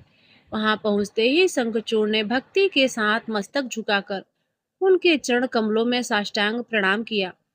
अपने शिष्य सुदामा, जो शंखचूर्ण बना था, को देखकर उस दोनों के श्रीमुख प्रसन्नता से खिल उठे। उन्होंने अत्यंत प्रसन्न होकर उसे अपनी गोद में उठा लिया। इस घटना के बाद वह त्रिशूल बड़े वेग से आदर पूर्वक भगवान श्री कृष्ण के पास लौट आया। शंखचूर्ण की हड्डियों से शंख की उत्पत्ति हुई। वही शंख अनेक प्रकार के रूप में विराजमान होकर देवताओं की पूजा में निरंतर पवित्र माना जाता रहा। उसके जल को श्रेष्ठ मानते हैं क्योंकि देवताओं को प्रसन्न करने के लिए वह अचूक साधन है। उधर शिव भी शंखचूर्ण को मारकर अपने लोक को पधार गए। नारद जी ने पूछा, प्रभु, भगवान नारायण ने कौन सा रूप धारण करके तुलसी से हास विलास किया था? यह प्रसंग मुझे बताने की कृपा करें। भगवान नारायण कहते हैं, नारद, भगवान श्रीहरि देवताओं का कार्य सिद्ध करने के लिए सदैव तत्पर रहते हैं। उन्होंने वैष्णवी माया फैलाकर शंखचूर्ण से कवच ले लिया। फिर शंखचूर्ण का ही रूप धारण करके वह साध्वी तुलसी के घर पहुंचे।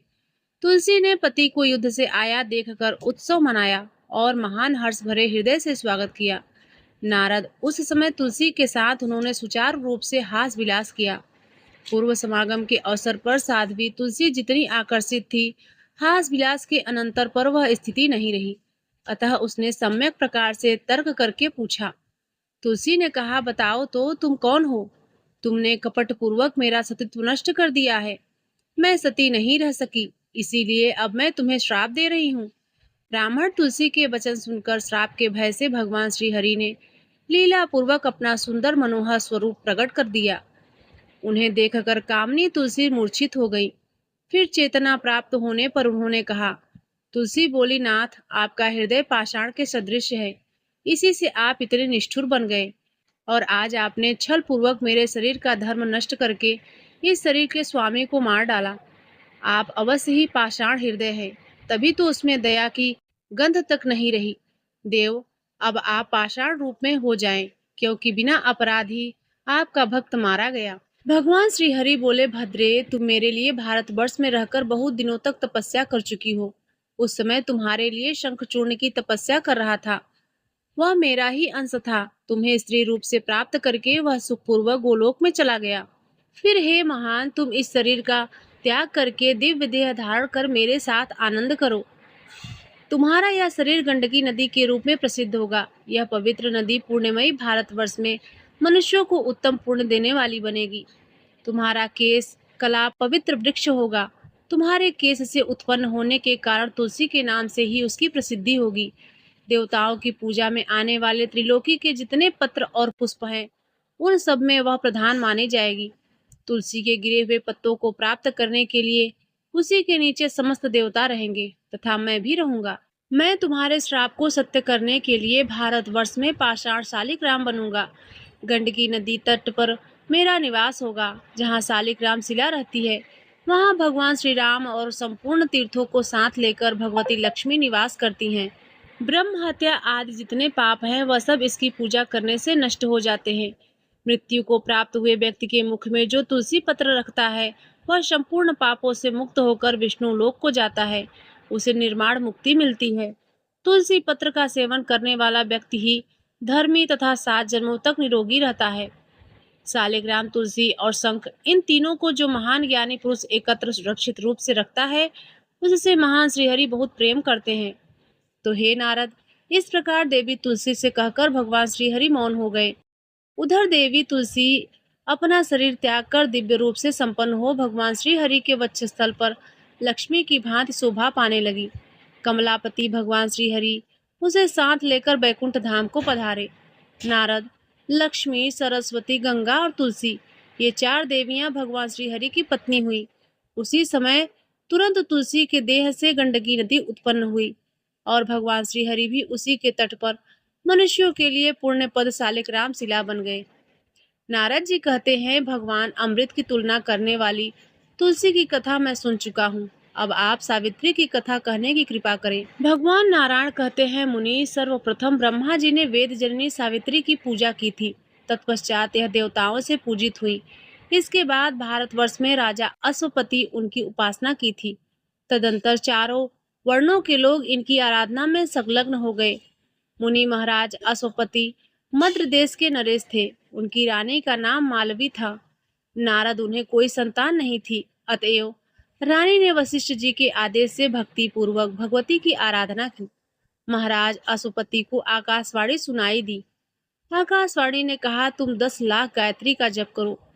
तो हे नारद, जब राजा अश्वपति ने विधि पूर्वक भगवती सावित्री की पूजा करके स्रोत से उनका स्तवन किया, तब देवी ने उनके सामने प्रकट हो गई।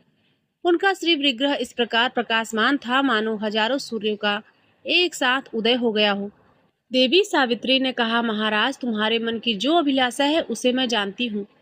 हे राजन, तुम्हारी परम साध्वी रानी कन्या की अभिलाषा करती है और तुम पुत्र चाहते हो। क्रमशः दोनों प्राप्त होंगे। इस प्रकार कहकर भगवती सावित्री ब्रह्मलोक में चली गई और राजा भी अपने घर लौट आए। समय अनुसार पहले कन्या का जन्म हुआ। भगवती की आराधना से उत्पन्न हुई उस कन्या का नाम राजा अश्वपति ने सावित्री ही रखा। वह ऐसी सुंदरी थी मानो कोई दूसरी लक्ष्मी ही हो। समय पर उस सुंदरी कन्या ने नव यौवन के लक्षण प्रकट हो गए। वह मद्र देश के राजकुमार सत्यवान को ही पति बनाना चाहती थी, क्योंकि सत्यवान सत्यवादी, सुशील एवं नाना प्रकार के उत्तम गुणों से संपन्न थे। राजा ने रत्नों से अलंकृत करके अपनी कन्या सावित्री को सत्यवान के प्रति समर्पित कर दिया। 1 वर्ष व्यतीत हो जाने के पश्चात सत्यवान अपने पिता की आज्ञा के अनुसार हर्षपूर्वक फल और ईंधन लाने के लिए वन में गए। उनके पीछे पीछे साध्वी सावित्री भी गई। वन में सत्यवान वृक्ष के नीचे गिरे और उनके प्राण पखेरु उड़ गए। मुनि यमराज ने उन्हें देखकर उनके अत्यंत सूक्ष्म शरीर को साथ लेकर यमपुरी के लिए प्रस्थान कर दिया। तब साध्वी सावित्री भी उनके पीछे लग गई। यमपुरी के स्वामी साधु श्रेष्ठ यमराज ने सुंदरी सावित्री को पीछे पीछे आते देखकर मधुर वाणी में उससे कहा। धर्मराज बोले, साध्वी सावित्री, तुम इस क्षीण देह से कहाँ जा रही हो? हे साध्वी, तुम्हारा पति सत्यवान भारतवर्ष में आया था। इसकी आयु अब पूर्ण हो चुकी है, अतएव अपने किए हुए कर्मों का फल भोगने के लिए अब यह मेरे लोक को जा रहा है। सावित्री ने कहा, प्रभु, आप ज्ञान के अथाह समुद्र हैं। अब मैं इन अपने प्राणनाथ और आपको छोड़कर कैसे कहाँ जाऊं? मैं जो जो बातें पूछती हूँ उसे आप मुझे बताने की कृपा करें। जीव किस कर्म के प्रभाव से किन किन योनियों में जाता है? कौन कर्म स्वर्ग पद है? कौन कौन नरक के देने वाला है? किस कर्म के प्रभाव से प्राणी मुक्त हो जाता है? ब्राह्मण गोलोक, निरामय और संपूर्ण स्थानों से उत्तम है। किस कर्म के प्रभाव से उसकी प्राप्ति हो सकती है? कितने प्रकार के नरक हैं और उनकी कितनी संख्या और उनके क्या क्या नाम हैं? कौन किस नरक में जाता है और कौन कितने समय तक वहां यातना भोगता है? ऐसा पूछने पर धर्मराज ने कहा, वत्से, अभी तुम हो तो बहुत छोटी सी, किंतु तुम्हें पूर्ण विद्वानों, ज्ञानियों और योगियों से भी बढ़कर ज्ञान प्राप्त है। पुत्री, भगवती सावित्री के वरदान से तुम्हारा जन्म हुआ है। तुम उन देवी की कला हो। महाभागे जो तुम्हें अभिष्ट हो वही वर मांग लो। मैं तुम्हें अभिलक्षित वर देने को तैयार हूँ।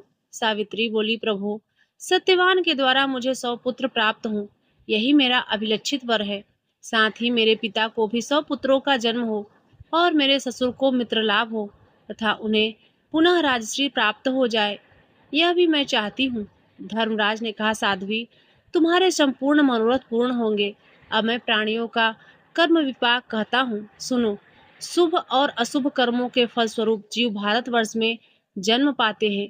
यही पूर्ण क्षेत्र है। साध्वी, जो तीर्थ स्थानों में रहकर सदा तपस्या करते हैं, वे ब्रह्म के लोक में जाते हैं। जो धर्मात्मा पुरुष निष्काम भाव से मूल प्रकृति भगवती जगदम्बा की उपासना करते हैं, वे दिव्य मणि लोक में जाते हैं। सतपात्र ब्राह्मण को दान करने वाला पुरुष शिवलोक में जाता है और दान किए हुए अन्न में जितने दाने होते हैं उतने वर्षों तक वहां निवास करता है।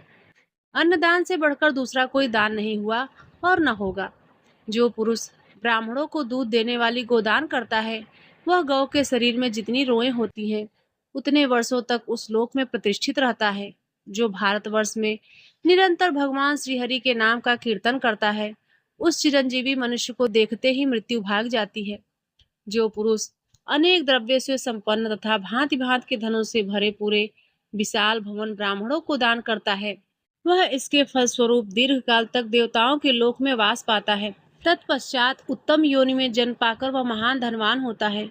जो पुरुष कार्तिक मास में श्रीहरि को तुलसी अर्पण करता है, वह 3 युगों तक भगवान के भवन में विराजमान होता है। फिर उत्तम कुल में उसका जन्म होता है और निश्चित रूप से भगवान के प्रति उसके मन में भक्ति उत्पन्न होती है। जो व्रती पुरुष सोमवार तथा माघ मास में शंकर जी की पूजा करता है तथा बैत लेकर उनके सम्मुख रात दिन भक्ति पूर्वक नृत्य करने में तत्पर रहता है, वह भगवान शिव के लोक में प्रतिष्ठा प्राप्त कर लेता है। जो पुरुष शुक्ल तथा कृष्ण पक्ष की एकादशी का व्रत करता है, उसे बैकुंठ में रहने की सुविधा प्राप्त हो जाती है और फिर भारतवर्ष में आकर वह भगवान श्री कृष्ण का अनन्य उपासक होता है। जो पुरुष प्रतिदिन पार्थिव मूर्ति बनाकर शिवलिंग की अर्चना करता है और जीवन भर इस नियम का पालन करता है, वह भगवान शिव के धाम में जाता है और लंबे समय तक शिवलोक में प्रतिष्ठित रहता है। संपूर्ण यज्ञों से भगवती का यज्ञ श्रेष्ठ कहा गया है। विष्णु और ब्रह्मा ने पूर्व काल में देवी की आराधना की है। त्रिपुरासुर का वध करने के लिए महावीर शंकर ने देवी की आराधना की थी। हे सुंदरी, यज्ञों में भगवती भुवनेश्वरी का यज्ञ श्रेष्ठ है। इसके समान कोई भी यज्ञ नहीं है। यह यज्ञ करने वाला पुरुष हजारों सूर्यों का फल निश्चित रूप से देवी भक्त वर्षों तक जीवन धारण करके जीवन मुक्त हो जाता है। इसमें कुछ भी संदेह नहीं है। सावित्री ने कहा, प्रभु, अब आप मुझे जो समस्त सार पदार्थों में सार प्रधान है, वह भगवती की भक्ति प्रदान करने की कृपा कीजिए। उसी के प्रभाव से मनुष्य नरक से तर जाते हैं। हे भगवान, मुक्ति किसको कहते हैं? मुक्तियाँ कितने प्रकार की होती हैं? भक्ति के कितने भेद हैं एवं किए हुए कर्म के भोग का नाश किस प्रकार से हो सकता है? यह सारी बातें भी मैं जानना चाहती हूँ। धर्मराज बोले, वत्से, तुम जिसकी अभिलाषा कर रही हो वह सब तो मैंने पहले ही दे चुका हूँ। अब जो तुम भगवती जगदम्बा की भक्ति चाहती हो, वह भी मेरे उस पहले दिए हुए वर के प्रभाव से ही प्राप्त हो सकती है। कल्याणी, तुम जो मूल प्रकृति भगवती जगदम्बा के गुणानुवाद का श्रवण करना चाहती हो, तो यह बड़ा ही विलक्षण है। इसके पूछने, कहने और सुनने वाले सभी अपने कुल को तारने वाले हैं, परंतु यह बहुत कठिन है। सहस्र मुख वाले शेष भी इसे कहने में असमर्थ हैं। मृत्युंजय भगवान शंकर यदि अपने 5 मुखों से कहने लगे तो भी पार नहीं पा सकते। ब्रह्मा, विष्णु और शिव प्रभृति देवता भगवती के जिन चरण कमलों का ध्यान करते हैं, वे देवी भक्तों के लिए जितने सुलभ है उतने ही अन्य जन्मों के लिए दुर्लभ है। पूर्व समय की बात है, भगवान शंकर एक बार गोलोक में गए थे। वहां एक निर्जन स्थान में रास मंडल का आयोजन था। वहां भगवान श्री कृष्ण ने शंकर जी को भगवती जगदम्बा के कुछ पवित्र गुण सुनाए। इसके बाद स्वयं शिव जी ने अपनी पुरी में धर्म के प्रति उनका उपदेश किया था। हे सुंदरी, चारों वेदों ने मुक्ति के 4 भेद बतलाए हैं। जो भक्त पुरुष परम प्रभु परमात्मा की सेवा छोड़कर उन मुक्तियों की इच्छा नहीं रखते, वे सेवक तो अमरत्व और काम अमरत्व की ही अवहेलना करते हैं। मुक्ति सेवा रहित होती है और भक्ति में निरंतर सेवा भाव का उत्कर्ष होता रहता है। यही भक्ति और मुक्ति का भेद है। इस प्रकार कहकर धर्मराज ने सत्यवान को जीवन प्रदान करके सावित्री को शुभ आशीर्वाद दिया। तत्पश्चात वे जाने के लिए उद्धत हो गए। उन्हें जाते देखकर सावित्री उनके चरणों में मस्तक झुकाया। धर्मराज बोले, सावित्री, तुम पूर्ण क्षेत्र भारतवर्ष में बहुत वर्षों तक सुख भोगने के अनंतर उस लोक में जाओगी जहाँ स्वयं भगवती विराजमान रहती हैं। भद्रे, अब तुम अपने घर जाओ और भगवती सावित्री का व्रत करो। यह व्रत नारियों को मोक्ष प्रदान करता है। ज्येष्ठ मास के शुक्ल पक्ष में अष्टमी तिथि के दिन महालक्ष्मी का व्रत होता है। प्रत्येक मंगलवार के दिन मंगल प्रदान करने वाली भगवती मंगल चंडिका की पूजा करनी चाहिए। प्रत्येक मास के शुक्ल पक्ष में षष्ठी के दिन मंगल प्रदा भगवती षष्ठी देवी देवसेना की उपासना करने का विधान है। इसी प्रकार आषाढ़ की संक्रांति के अवसर पर संपूर्ण सिद्धियां प्रदान करने वाली भगवती मनसा की पूजा होती है।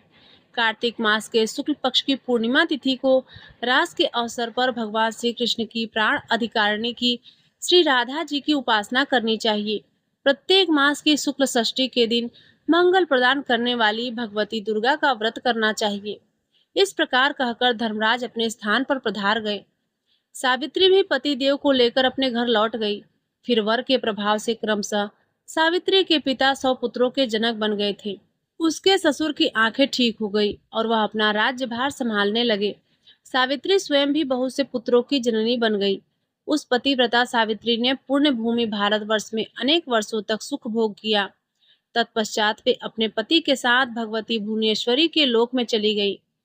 नारद जी ने कहा, भगवान, मैं धर्मराज और सावित्री के संवाद में मूल प्रकृति भगवती भुवनेश्वरी तथा निर्गुण स्वरूपा गायत्री का निर्मल यश सुन चुका हूँ।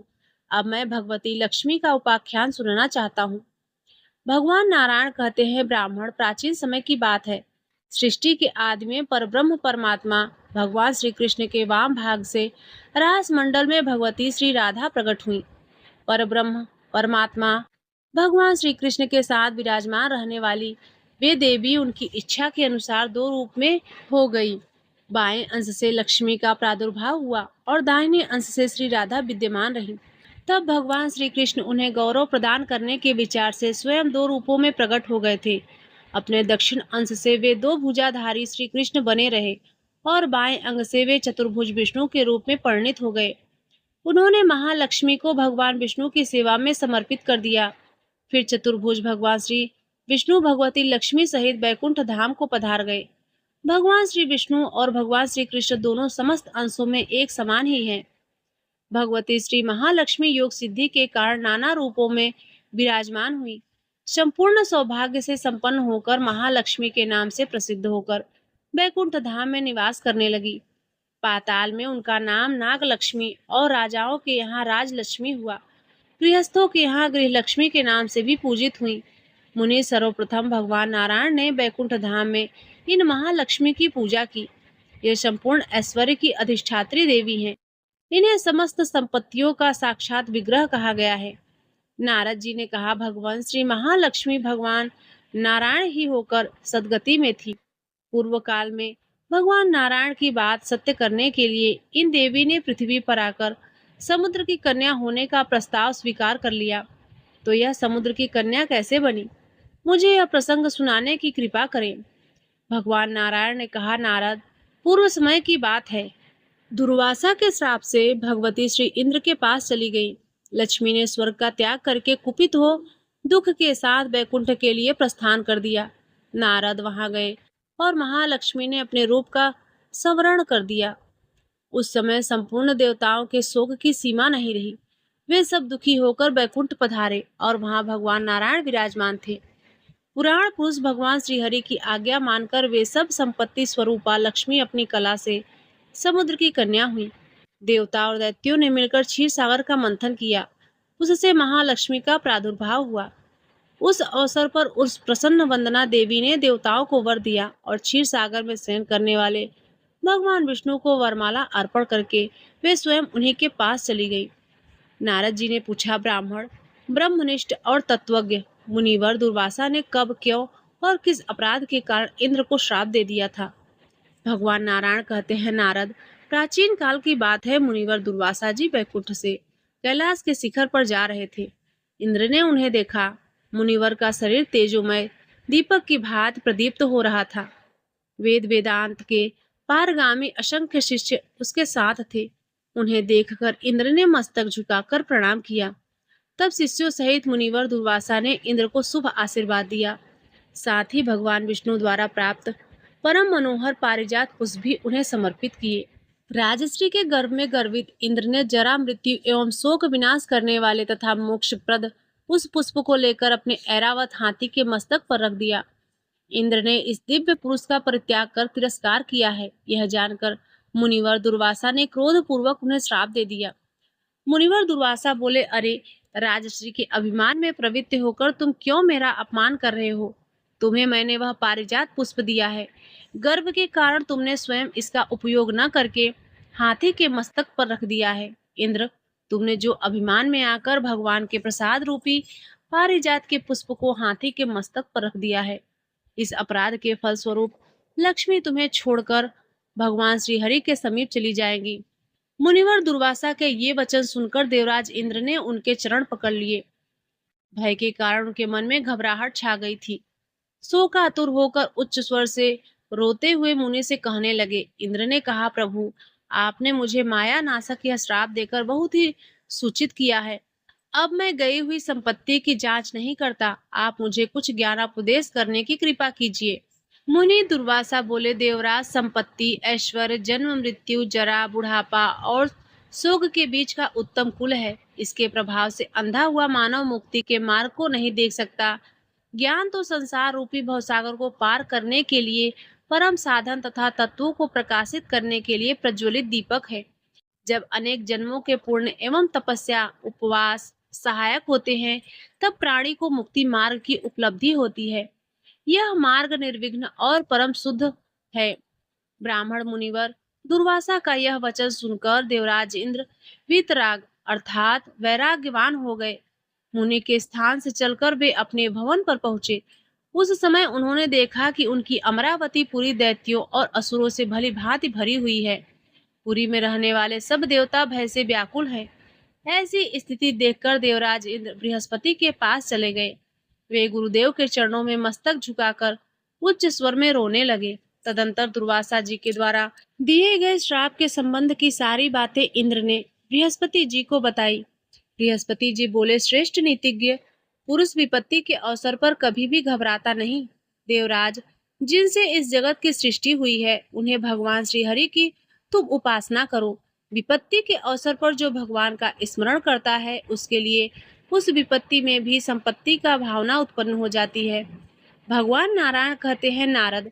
तदंतर भगवान श्री हरि का ध्यान करके देवराज इंद्र ने बृहस्पति जी को आगे करके संपूर्ण देवताओं के साथ ब्रह्मा जी की सभा के लिए प्रस्थान किया। देव गुरु बृहस्पति जी ने ब्रह्मा जी को सारा वृत्तांत कह सुनाया। ब्रह्मा जी बोले, वत्स, इस समय भगवान श्री कृष्ण के निर्माल्या अर्थात प्रसाद का परित्याग करने से रोष में आकर भगवती श्री देवी लक्ष्मी तुम्हारे पास चली गई हैं। अब तुम मेरे तथा बृहस्पति के साथ बैकुंठ में चलो, मैं वर देता हूँ। अतः तुम वहाँ लक्ष्मीकांत भगवान श्री हरि की सेवा करके लक्ष्मी को अवश्य प्राप्त करोगे। नारद, इस प्रकार कहकर ब्रह्मा जी संपूर्ण देवताओं को साथ लेकर बैकुंठ धाम को पधारे। वहां जाने पर उन्हें पर ब्रह्म सनातन भगवान श्री हरि के दर्शन हुए। उन्हें देखकर ब्रह्मा के अनुयायियों तथा संपूर्ण देवताओं ने मस्तक झुकाकर प्रणाम किया।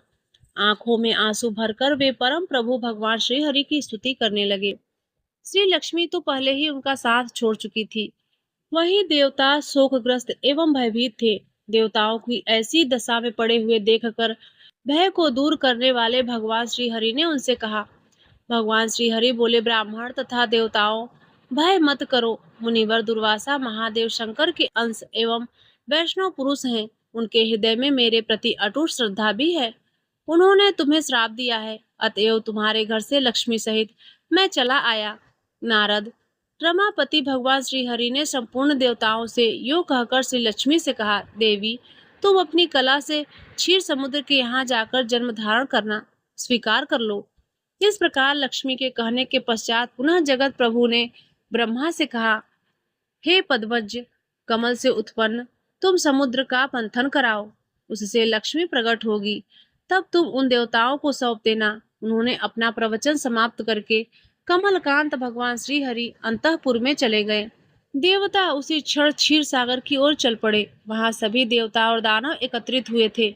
मंदराचल पर्वत को मथनी, काष्ठ कश्यप को पात्र तथा शेषनाग को मंथन की रस्सी बनाकर क्षीर समुद्र को मथने लगे।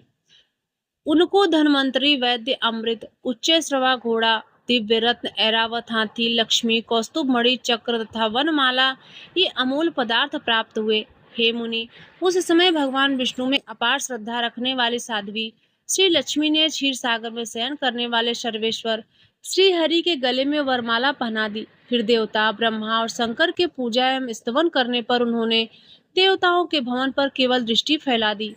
इतने में ही देवताओं ने दुर्वासा मुनि के श्राप से मुक्त होकर दैत्यों के हाथ में गए हुए अपने राज्य को प्राप्त कर लिया। फिर वे महालक्ष्मी की कृपा से वर पाकर परम सुखी हो गए। नारद जी ने पूछा, प्रभु, मैं भगवान श्री हरि का मंगलमय गुण, उत्तम ज्ञान तथा भगवती लक्ष्मी का उपाख्यान सुन चुका हूँ। अब मैं ध्यान और स्रोत का प्रसंग बताने की कृपा करें। भगवान नारायण बोले, नारद, प्राचीन समय की बात है। देवराज इंद्र ने क्षीर समुद्र के तट पर तीर्थों में स्नान किया एवं एक कलश स्थापित किया और 6 देवताओं गणेश, सूर्य, अग्नि, विष्णु, शिव और दुर्गा की पूजा की। उन देवताओं की गंध पुष्प आदि उपचारों से भक्ति पूर्वक भली भांति पूजा करने के पश्चात इंद्र ने परमेश्वरी स्वरूपिणी भगवती महालक्ष्मी का आवाहन किया। पूर्व काल में भगवान श्री हरि ने ब्रह्मा जी को ध्यान में बतलाया था कि उसी सामवेद उक्त ध्यान से इंद्र ने भगवती का चिंतन किया। मैं वह ध्यान तुम्हें बताता हूँ, सुनो। परम पूज्य भगवती महालक्ष्मी सहस्त्र दल वाले कमल की कर्णिकाओं पर विराजमान है। उनकी उत्तम कांति शरद पूर्णिमा के करोड़ों चंद्रमाओं की शुभ्र कांति का हरण कर लेती है। ये परम साध्वी देवी स्वयं अपने तेज से प्रकाशित हो रही हैं। यह मूर्ति होकर समतप्त स्वर्ण की शोभा धारण किए हुए हैं। रत्नमय भूषण इनकी छवि बढ़ा रहे हैं। इन्होंने पीताम्बर पहन रखा है। इन प्रसन्न वदना भगवती महालक्ष्मी के मुख पर मुस्कान छा रही है। यह सदा युवावस्था में संपन्न रहती हैं। इनकी कृपा से संपूर्ण संपत्तियां सुलभ हो जाती हैं। ऐसी कल्याण स्वरूपिणी भगवती महालक्ष्मी की मैं उपासना करता हूँ। नारद, इस प्रकार ध्यान करके ब्रह्मा जी की आज्ञा के अनुसार 16 प्रकार के उपचारों से देवराज इंद्र ने असंख्य गुणों वाली उन भगवती महालक्ष्मी की पूजा की थी। हे मुनि, देवराज इंद्र ने स्रोत रूप मंत्र को पढ़कर भगवती महालक्ष्मी को द्रव्य समर्पण करने के पश्चात भक्ति पूर्वक विधि सहित उनके मूल मंत्र का 10 लाख बार जप किया, जिनके फलस्वरूप उन्हें मंत्र सिद्धि प्राप्त हो गई। मूल मंत्र ओम श्रीम ह्रीम क्लीम कमलवासिन्ये स्वाहा, यही इस मंत्र का स्वरूप है। कुबेर ने इसी मंत्र से भगवती महालक्ष्मी की आराधना करके परमेश्वरी प्राप्त किया था। इसी मंत्र के प्रभाव से दक्ष सावर्णी मनु को राजाधिराज की पदवी प्राप्त हुई थी तथा मंगल 7 द्वीपों के राजा हुए थे। प्रियव्रत, उत्तानपाद तथा राजा केदार, इन सिद्ध पुरुषों को राजेंद्र कहलाने का सौभाग्य इसी मंत्र ने दिया है। इस मंत्र के सिद्ध हो जाने पर भगवती महालक्ष्मी ने इनको दर्शन दिए। उस समय इंद्र के सर्वांग में पुलकावली रोमांच छा गई थी। उनके नेत्र आनंद से परिपूर्ण हो गए। ब्रह्मा जी की कृपा से संपूर्ण अभिषेक प्रदान करने वाला वैदिक स्तोत्र राज उन्हें स्मरण था। इसी को पढ़कर उन्होंने स्तुति आरंभ की। अब उस देव सभा में शोभा पाने वाली भगवती प्रसन्न हो गई। उन्होंने देवताओं को वर दिया और भगवान श्री कृष्ण को मनोहर पुष्पमाला अर्पण की। सभी देवता अपने अपने स्थान को चले गए। स्वयं भगवती महालक्ष्मी शेष साई भगवान श्री हरि के स्थान पर प्रसन्नता पूर्वक विराजमान हो गई। यह लक्ष्मी स्रोत महान पवित्र है। इसका त्रिकाल पाठ करने वाला बड़भागी पुरुष कुबेर के समान राजाधिराज हो सकता है। 5 लाख जप करने पर मनुष्यों के लिए स्रोत सिद्ध होता है। यदि इस सिद्ध स्रोत का कोई निरंतर 1 महीने तक पाठ करे तो वह महान सुखी एवं राजेंद्र हो जाएगा। इसमें कोई संदेह नहीं है। नारद जी ने कहा, प्रभु नारायण, आपकी कृपा से मुझे महालक्ष्मी का महान अद्भुत उपाख्यान ज्ञात हो गया। अब आप भगवती स्वाहा, भगवती स्वधा और भगवती दक्षिणा के चरित्र तथा उनका महत्व सुनाइए। भगवान नारायण बोले, मुनिवर, ब्राह्मण और क्षत्रिय वर्ण भक्ति पूर्वक जो हवन करते थे वह देवताओं को उपलब्ध नहीं होता। इसी से वे सब उदास होकर ब्रह्म सभा में गए और वहां जाकर उन्होंने आहार न मिलने का कारण बताया। ब्रह्मा जी ने देवताओं की प्रार्थना सुनकर ध्यान पूर्वक भगवान श्री कृष्ण की शरण ली। तो भगवान ने उन्हें आदेश दिया और उनके अनुसार ध्यान करके ब्रह्मा जी भगवती मूल प्रकृति की उपासना करने लगे। तब सर्वशक्ति स्वरूपिणी भगवती स्वाहा भगवती भुवनेश्वरी की कला से प्रकट हुई। उन परम सुंदरी देवी ने विग्रह की सुंदर श्याम कांति थी। वे मनोहारिणी देवी मुस्कुरा रही थी। भक्तों पर अनुग्रह करने को उद्धत चित्त वाली उन भगवती स्वाहा ने ब्रह्मा जी के सम्मुख उपस्थित होकर उनसे कहा, हे पद्मयोने कमल से उत्पन्न, तुम वर मांगो। तदंतर ब्रह्मा जी ने भगवती का वचन सुनकर आश्चर्य पूर्वक कहा। ब्रह्मा जी बोले, तुम परम सुंदरी देवी अग्नि की दाहिका शक्ति होने की कृपा करो। तुम्हारे बिना यज्ञ आहुतियों को भस्म करने में असमर्थ है।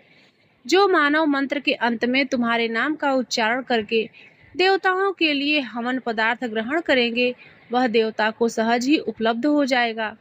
हे लंबांगे, लंबे अंगों वाली तुम स्वयं स्वाहा मंत्र स्वरूपा श्री रुक्मणी देवी अग्नि की प्रिय पत्नी बनो। ब्रह्मा जी की बात सुनकर भगवती स्वाहा उदास हो गई। तदंतर उन्होंने स्वयं अपना अभिप्राय ब्रह्मा जी के प्रति व्यक्त किया।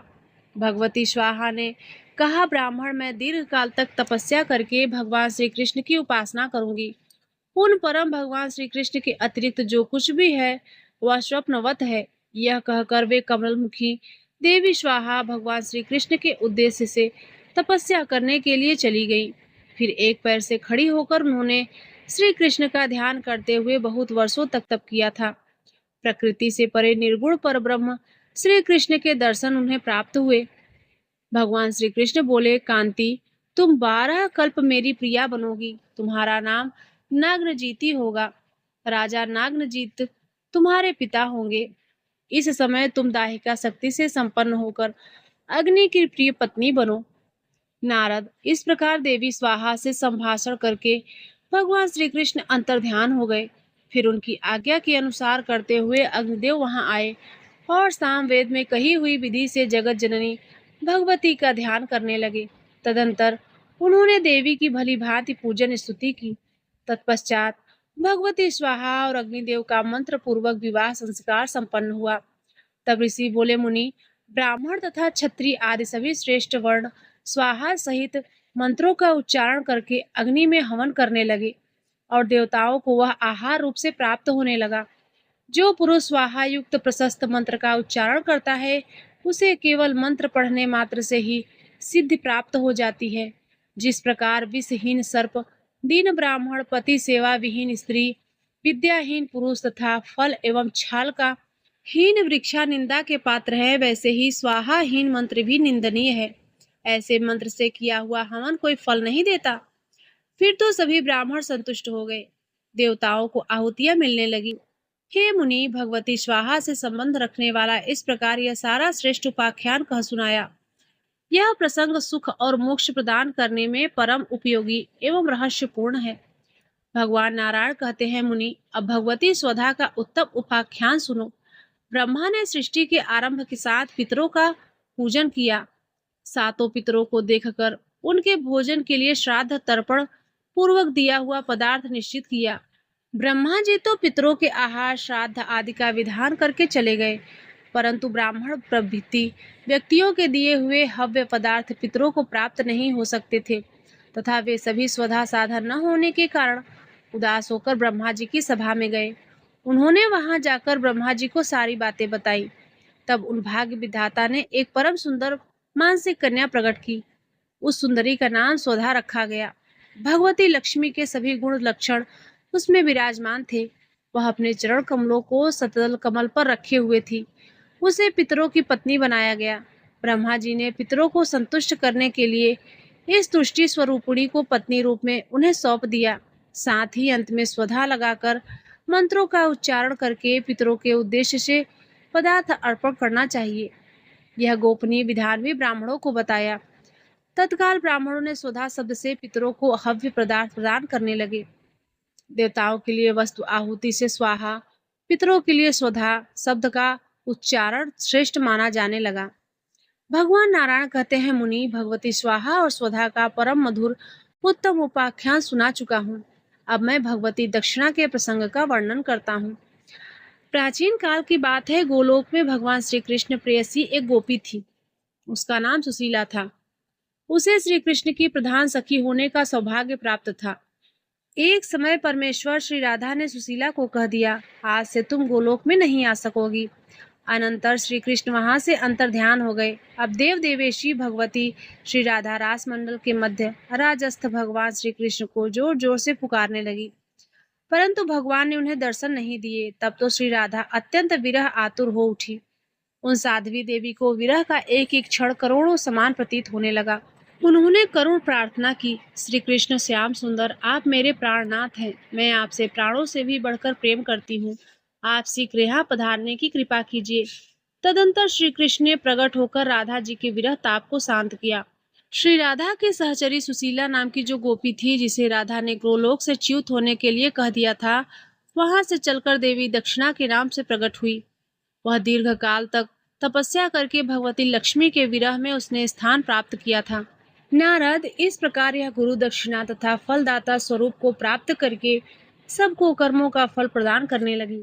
तब देवताओं के मन में बड़ी प्रसन्नता हुई। वे सभी सफल मनोरथ होकर अपने अपने स्थान पर चले गए। मैंने धर्मदेव के मुख से ऐसा सुना है कि अतः मनुष्य को चाहिए कि कर्म करने के पश्चात तुरंत दक्षिणा दे, तभी सद्य फल प्राप्त होता है। यह वेदों की शपथ वाणी है। यदि देव का तत्व ज्ञान से यज्ञकर्ता कर्म संपन्न हो जाने पर तुरंत ही ब्राह्मणों को दक्षिणा नहीं देता, तो उस दक्षिणा की संख्या उत्तरोत्तर बढ़ती चली जाती है और साथ ही यह अनुमान का संपूर्ण कर्म भी निष्फल हो जाता है। उसी पाप के फलस्वरूप उस पापी मानव को दरिद्र और रोगी होना पड़ता है। लक्ष्मी अत्यंत भयंकर श्राप देकर उसके घर से चली जाती है। उनके दिए हुए श्राद्ध और तर्पण को पितर ग्रहण नहीं करते।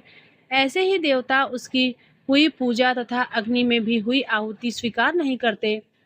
नारद जी ने कहा, प्रभु, भगवती षष्ठी, मंगल चंडिका तथा देवी मनसा, ये देवियां मूल प्रकृति की कला मानी गई है। मैं अब इनके प्राकट्य का प्रसंग तत्व पूर्वक सुनना चाहता हूँ। भगवान नारायण कहते हैं, मुनि, मूल प्रकृति के छठे अंश से प्रकट होने के कारण ये षष्ठी देवी कहलाती है। बालों की अधिष्ठात्री देवी ये विष्णु माया और बालदा अर्थात बालकों को देने वाली भी कही जाती है। मातृकाओं में देवसेना नाम से ये प्रसिद्ध है। उत्तम व्रत का पालन करने वाली इन साध्वी देवी को स्वामी कार्तिकेय की पत्नी होने का सौभाग्य प्राप्त है। प्रियव्रत नाम के राजा हो चुके हैं। उनके पिता का नाम स्वयंभू मनु था। कश्यप जी ने उनसे पुत्रेष्ट यज्ञ कराया। राजा की प्रियसी भार्या का नाम मालिनी था। मुनि ने उन्हें चरु प्रदान किया। चरु भक्षण करने के पश्चात रानी मालिनी गर्भवती हो गई। तत्पश्चात स्वर्ण के समान प्रतिमा वाले एक कुमार की उत्पत्ति हुई, परंतु संपूर्ण अंगों से उत्पन्न वह कुमार मरा हुआ था। मुनि राजा प्रियव्रत उस मृत बालक को लेकर शमशान में गए। इतने में वहां एक दिव्य विमान दिखाई पड़ा। उसी पर बैठी हुई मन को मुग्ध करने वाली एक परम सुंदरी देवी को राजा प्रियव्रत ने देखा था। उन्हें सामने विराजमान देखकर राजा ने बालक को भूमि पर रख दिया और बड़े आदर के साथ उनकी पूजा और स्तुति की। नारद, उस समय गंध की प्रिया देवी षष्ठी अपने तेज से देवीप्यमान थी। नारद, जगत को मंगल प्रदान करने में प्रवीण तथा देवताओं के रण में सहायता पहुंचाने वाली वे देवी भगवती देवसेना थी। देवी षष्ठी ने उस बालक को उठा लिया और अपने महान ज्ञान के प्रभाव से खेल खेल में ही उसे पुनः जीवित कर दिया। अब राजा ने देखा तो स्वर्ण के समान प्रतीत होने वाला वह बालक हंस रहा था। तभी महाराज प्रियव्रत उस बालक की ओर देख ही रहे थे कि देवी देवसेना उनसे अनुमति ले चलने को तैयार हो गई। देवी ने कहा, तुम स्वयंभू मनु के पुत्र हो। त्रिलोकी में तुम्हारा शासन चलता है।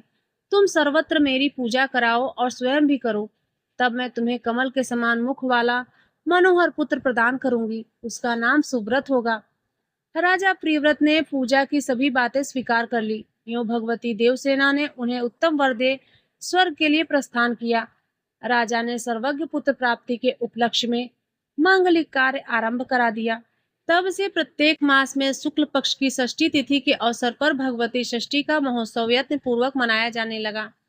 बालकों के प्रसूति के छठे दिन, 21वें दिन तथा अन्नप्राशन के शुभ समय यत्न पूर्वक देवी की पूजा होने लगी। षष्ठी देवी का ध्यान। एक सुंदर पुत्र, कल्याण तथा आयु प्रदान करने वाली यह देवी जगत की माता है। श्वेत चंपक के समान जिनका वर्ण है, रत्नमय भूषणों से यह अलंकृत है। इन परम पवित्र स्वरूपिणी भगवती देवसेना की मैं उपासना करता हूँ। विद्वान पुरुष हो ध्यान करने के पश्चात देवी की पुष्पांजलि अर्पण करें। पुनः ध्यान करके मूल मंत्र से इन साध्वी देवी की पूजा करने का विधान है। उपचार अर्पण करने के पूर्व ओम ह्रीम सृष्टि देव्य स्वाहा इस मंत्र का उच्चारण करना उचित है। पूजा करने वाले पुरुष को चाहिए कि यथाशक्ति इस 1.25 लाख महामंत्र का भी जप करे। महाराज प्रिव्रत ने षष्ठी देवी के प्रभाव से यशस्वी पुत्र प्राप्त कर लिया। ब्राह्मण जो पुरुष भगवती षष्ठी के स्रोत को 1 वर्ष तक श्रवण करता है, वह यदि अपुत्र हो तो दीर्घजीवी सुंदर पुत्र प्राप्त कर लेता है। जो 1 वर्ष तक भक्ति पूर्वक देवी की पूजा करके इनका चरित्र सुनता है, उसे संपूर्ण पाप विलीन हो जाते हैं। महान बंध्या अर्थात बांझ भी इसके प्रसाद से संतान प्रसव करने की योग्यता प्राप्त कर लेती है। यदि बालक को रोग हो जाए तो उसके माता पिता 1 मास तक इस स्रोत का श्रवण करें, तो षष्ठी देवी की कृपा से उस बालक की व्याधि शांत हो जाएगी। भगवान नारायण कहते हैं, ब्रह्मा पुत्र नारद, अब भगवती मंगल चंडिका का उपाख्यान सुनो। कल्याण प्रदान करने में जो सुरक्षा चंडी अर्थात प्रतापवती है तथा मंगलों के मध्य में जो मंगला है, वह देवी मंगल चंडिका के नाम से विख्यात है। जो मूल प्रकृति भगवती जगदीश्वरी श्री दुर्गा कहलाती है, उन्हीं का यह रूपांतर भेद है। सर्वप्रथम भगवान शंकर ने इन सर्वश्रेष्ठ रूपा देवी की आराधना की। ब्राह्मण त्रिपुर नामक दैत्य के भयंकर युद्ध के समय का प्रसंग है। भगवान शंकर बड़े संकट में पड़ गए थे। दैत्य ने रोष में आकर उनके वाहन विमान को आकाश से नीचे गिरा दिया। ब्रह्मा और विष्णु ने उन्हें प्रेरणा दी। उन महानुभावों का उपदेश मानकर शंकर भगवती दुर्गा की स्तुति करने लगे। वे ही देवी मंगल चंडी हुई थी, केवल रूप बदल लिया था। स्तुति करने पर वे देवी भगवान शंकर के सामने प्रकट हुई और उनसे बोली, प्रभु तुम्हें भय नहीं करना चाहिए। स्वयं सर्वेश श्री हरि ही विश्वरूप धारण करके तुम्हारे सामने उपस्थित होंगे। मैं युद्ध शक्ति स्वरूपा बनकर तुम्हारा साथ दूंगी, तो फिर तुम उस दैत्य को मार डालोगे। नारद उन्होंने मूल मंत्र का उच्चारण करके ही भगवती को सभी द्रव्य समर्पण किए थे। मूल मंत्र ओम ह्रीम श्रीम क्लीम सर्वपूज्य देवी मंगल चंडिके होम फट स्वाहा। 21 अक्षर का यह मंत्र सुपूजित होने पर भक्तों को संपूर्ण कामना प्रदान करने के लिए कल्प वृक्ष स्वरूप है। 10 लाख जप करने पर इस मंत्र की सिद्धि हो जाती है। जो पुरुष मन को एकाग्र करके भगवती मंगल चंडिका के मंगलमय स्रोत का श्रवण करता है, उसे मंगल प्राप्त होता है। अमंगल उसके पास भी नहीं आ सकता। उसके पुत्र और पत्रों में वृद्धि होती है तथा उसे प्रतिदिन मंगल ही दृष्टिगोचर होता है। भगवान नारायण कहते हैं, नारद अब मनसा देवी का चरित्र जो धर्म के मुख से मैं सुन चुका हूँ, तुमसे कहता हूँ, सुनो। ये भगवती कश्यप जी की मानसिक कन्या अथवा मन से जानने की विषय होने के कारण देवी मनसा के नाम से विख्यात है। इन वैष्णवी देवी ने 3 युगों तक पर ब्रह्म भगवान श्री कृष्ण की तपस्या की। उन परमेश्वर ने इनके वस्त्र और शरीर को जीर्ण देखकर इनका जरुत्कारु नाम रख दिया। साथ ही उन कृपा निधि ने कृपा पूर्वक इनकी अन्य भी अभिलाषाएं पूर्ण कर दी थी। इनकी पूजा का प्रचार किया और स्वयं भी इनकी पूजा की। स्वर्ग में पूजित होने के पश्चात ये ब्रह्मलोक में गई और वहां से भूमंडल और पाताल में पधारी। मन को शुद्ध करने वाली ये सुंदरी देवी गौरी नाम से जगत में निरंतर पूजा प्राप्त करने लगी। अतएव ये साध्वी देवी जगत गोसाई के नाम से विख्यात होकर सम्मान प्राप्त करती हैं। भगवान शिव से शिक्षा प्राप्त करने के कारण भगवान विष्णु की अनन्य उपासिका है। अतएव लोग इन्हें वैष्णवी कहते हैं। यहाँ श्रीमद् देवी भागवत महापुराण का 9वां स्कंद समाप्त हुआ। तो प्रेम से बोलिए माँ जगदम्बा भवानी की जय। प्रिय भक्तों, अब आइए आरती और क्षमा प्रार्थना के साथ इस अध्याय को पूर्ण करते हैं। जय अम्बे गौरी मैया, जय श्यामा गौरी, तुमको निश दिन ध्यावत, मैया जी को सदा मनावत, हरि ब्रह्मा शिवरी। ओम जय अम्बे गौरी। मांग सिंदूर विराजत, टीको मृग मद को, मैया टीको मृग मद को, उज्ज्वल से दो नैना, निर्मल से दो नैना, चंद्र बदननी को। ओम जय अम्बे गौरी, कनक समान कलेवर, रक्तांबर राजे, मैया रक्तांबर राजे। रक्त पुष्प गलमाला, लाल फूल गलमाला, कंठन पर साजे। ओम जय अम्बे गौरी, के हरि वाहन राजत, खड खप्पर धारी, सुर नर मुनि जन सेवत, सुर नर मुनि जन सेवत, तिनके दुख हारी। ओम जय अम्बे गौरी, कानन कुंडल शोभित, नासाग्रे मोती, मैया नासाग्रे मोती। कोटिक चंद्र दिवाकर, कोटिक सूर्य प्रभाकर, राजत सम ज्योति। ओम जय अम्बे गौरी, शुंभ निशुंभ विदारे, महिषासुर घाती, मैया महिषासुर घाती। धूम्र विलोचन नैना, मधुर विलोचन नैना, निशिदिन मदमाती। ओम जय अम्बे गौरी, चंड मुंड संहारे, शोणित बीज हरे, मैया शोणित बीज हरे। मधुकैटभ दो मारे, मधुकैटभ दो मारे, शूर भयहीन करे। ओम जय अम्बे गौरी, ब्रह्माणी रुद्राणी, तुम कमला रानी, मैया तुम कमला रानी। आगम निगम बखानी, आगम निगम बखानी, तुम शिव पटरानी। ओम जय अम्बे गौरी, 64 योगिनी गावत, नृत्य करत भैरो, मैया नृत्य करत भैरो।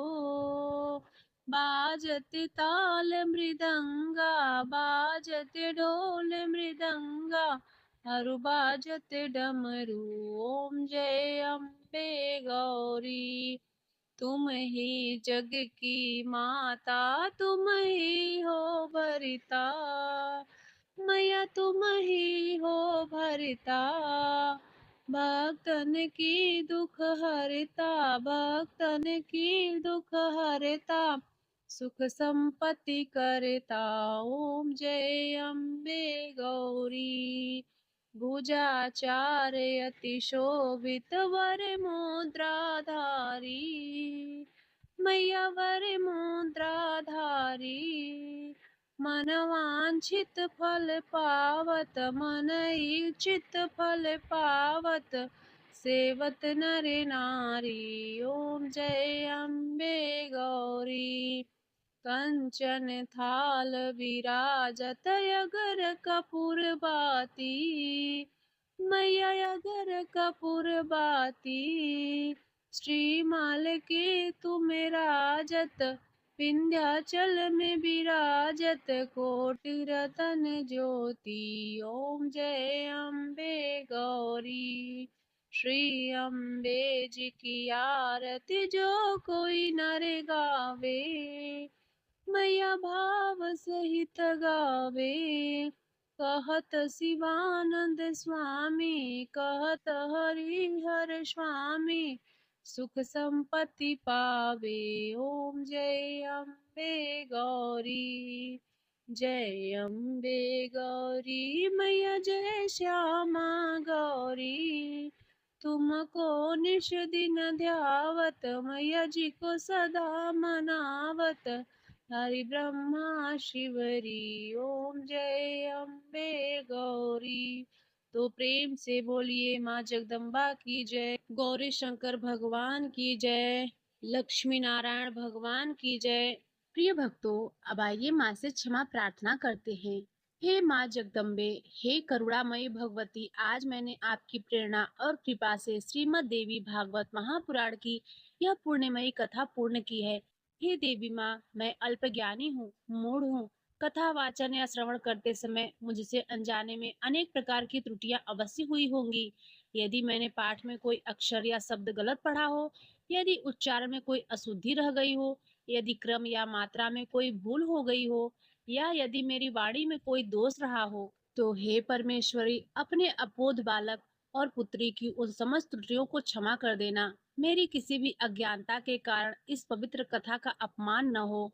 यह संपूर्ण कथा, इस कथा का फल और उसे कहने सुनने का पुण्य मैं सब कुछ आपके चरण कमलों में समर्पित करती हूँ। हे माँ, यह कथा तो आपका ही स्वरूप है, इसे कहने की सामर्थ्य मुझ में नहीं थी। यह केवल आपकी शक्ति थी जिसने मेरी वाणी से इसका बखान कराया। मैं तो केवल एक निमित्त मात्र थी। आपकी कृपा से ही मुझे इस अमृत कथा का रसपान करने का सौभाग्य मिला। मेरी बुद्धि को ज्ञान से, हृदय को भक्ति से भर दीजिए। हे माँ दुर्गे, हे माँ भवानी, मेरी यह प्रार्थना स्वीकार करें और मुझ पर, मेरे परिवार पर तथा समस्त भक्तजनों पर अपनी दया दृष्टि बनाए रखें। इस कथा के माध्यम से जो भी शुभ फल प्राप्त हो, वह आपकी कृपा से संभव हो। ओम सर्वमंगल मांगल्ये शिवे सर्वार्थ साधिके शरण्ये त्र्यंबके गौरी नारायणी नमोस्तुते। जय माँ जगदम्बे, जय माँ जगदम्बे, जय माँ जगदम्बे। प्रिय भक्तों, आज का यह अध्याय यहीं पर संपन्न हुआ। अब मिलेंगे अगले अध्याय के साथ।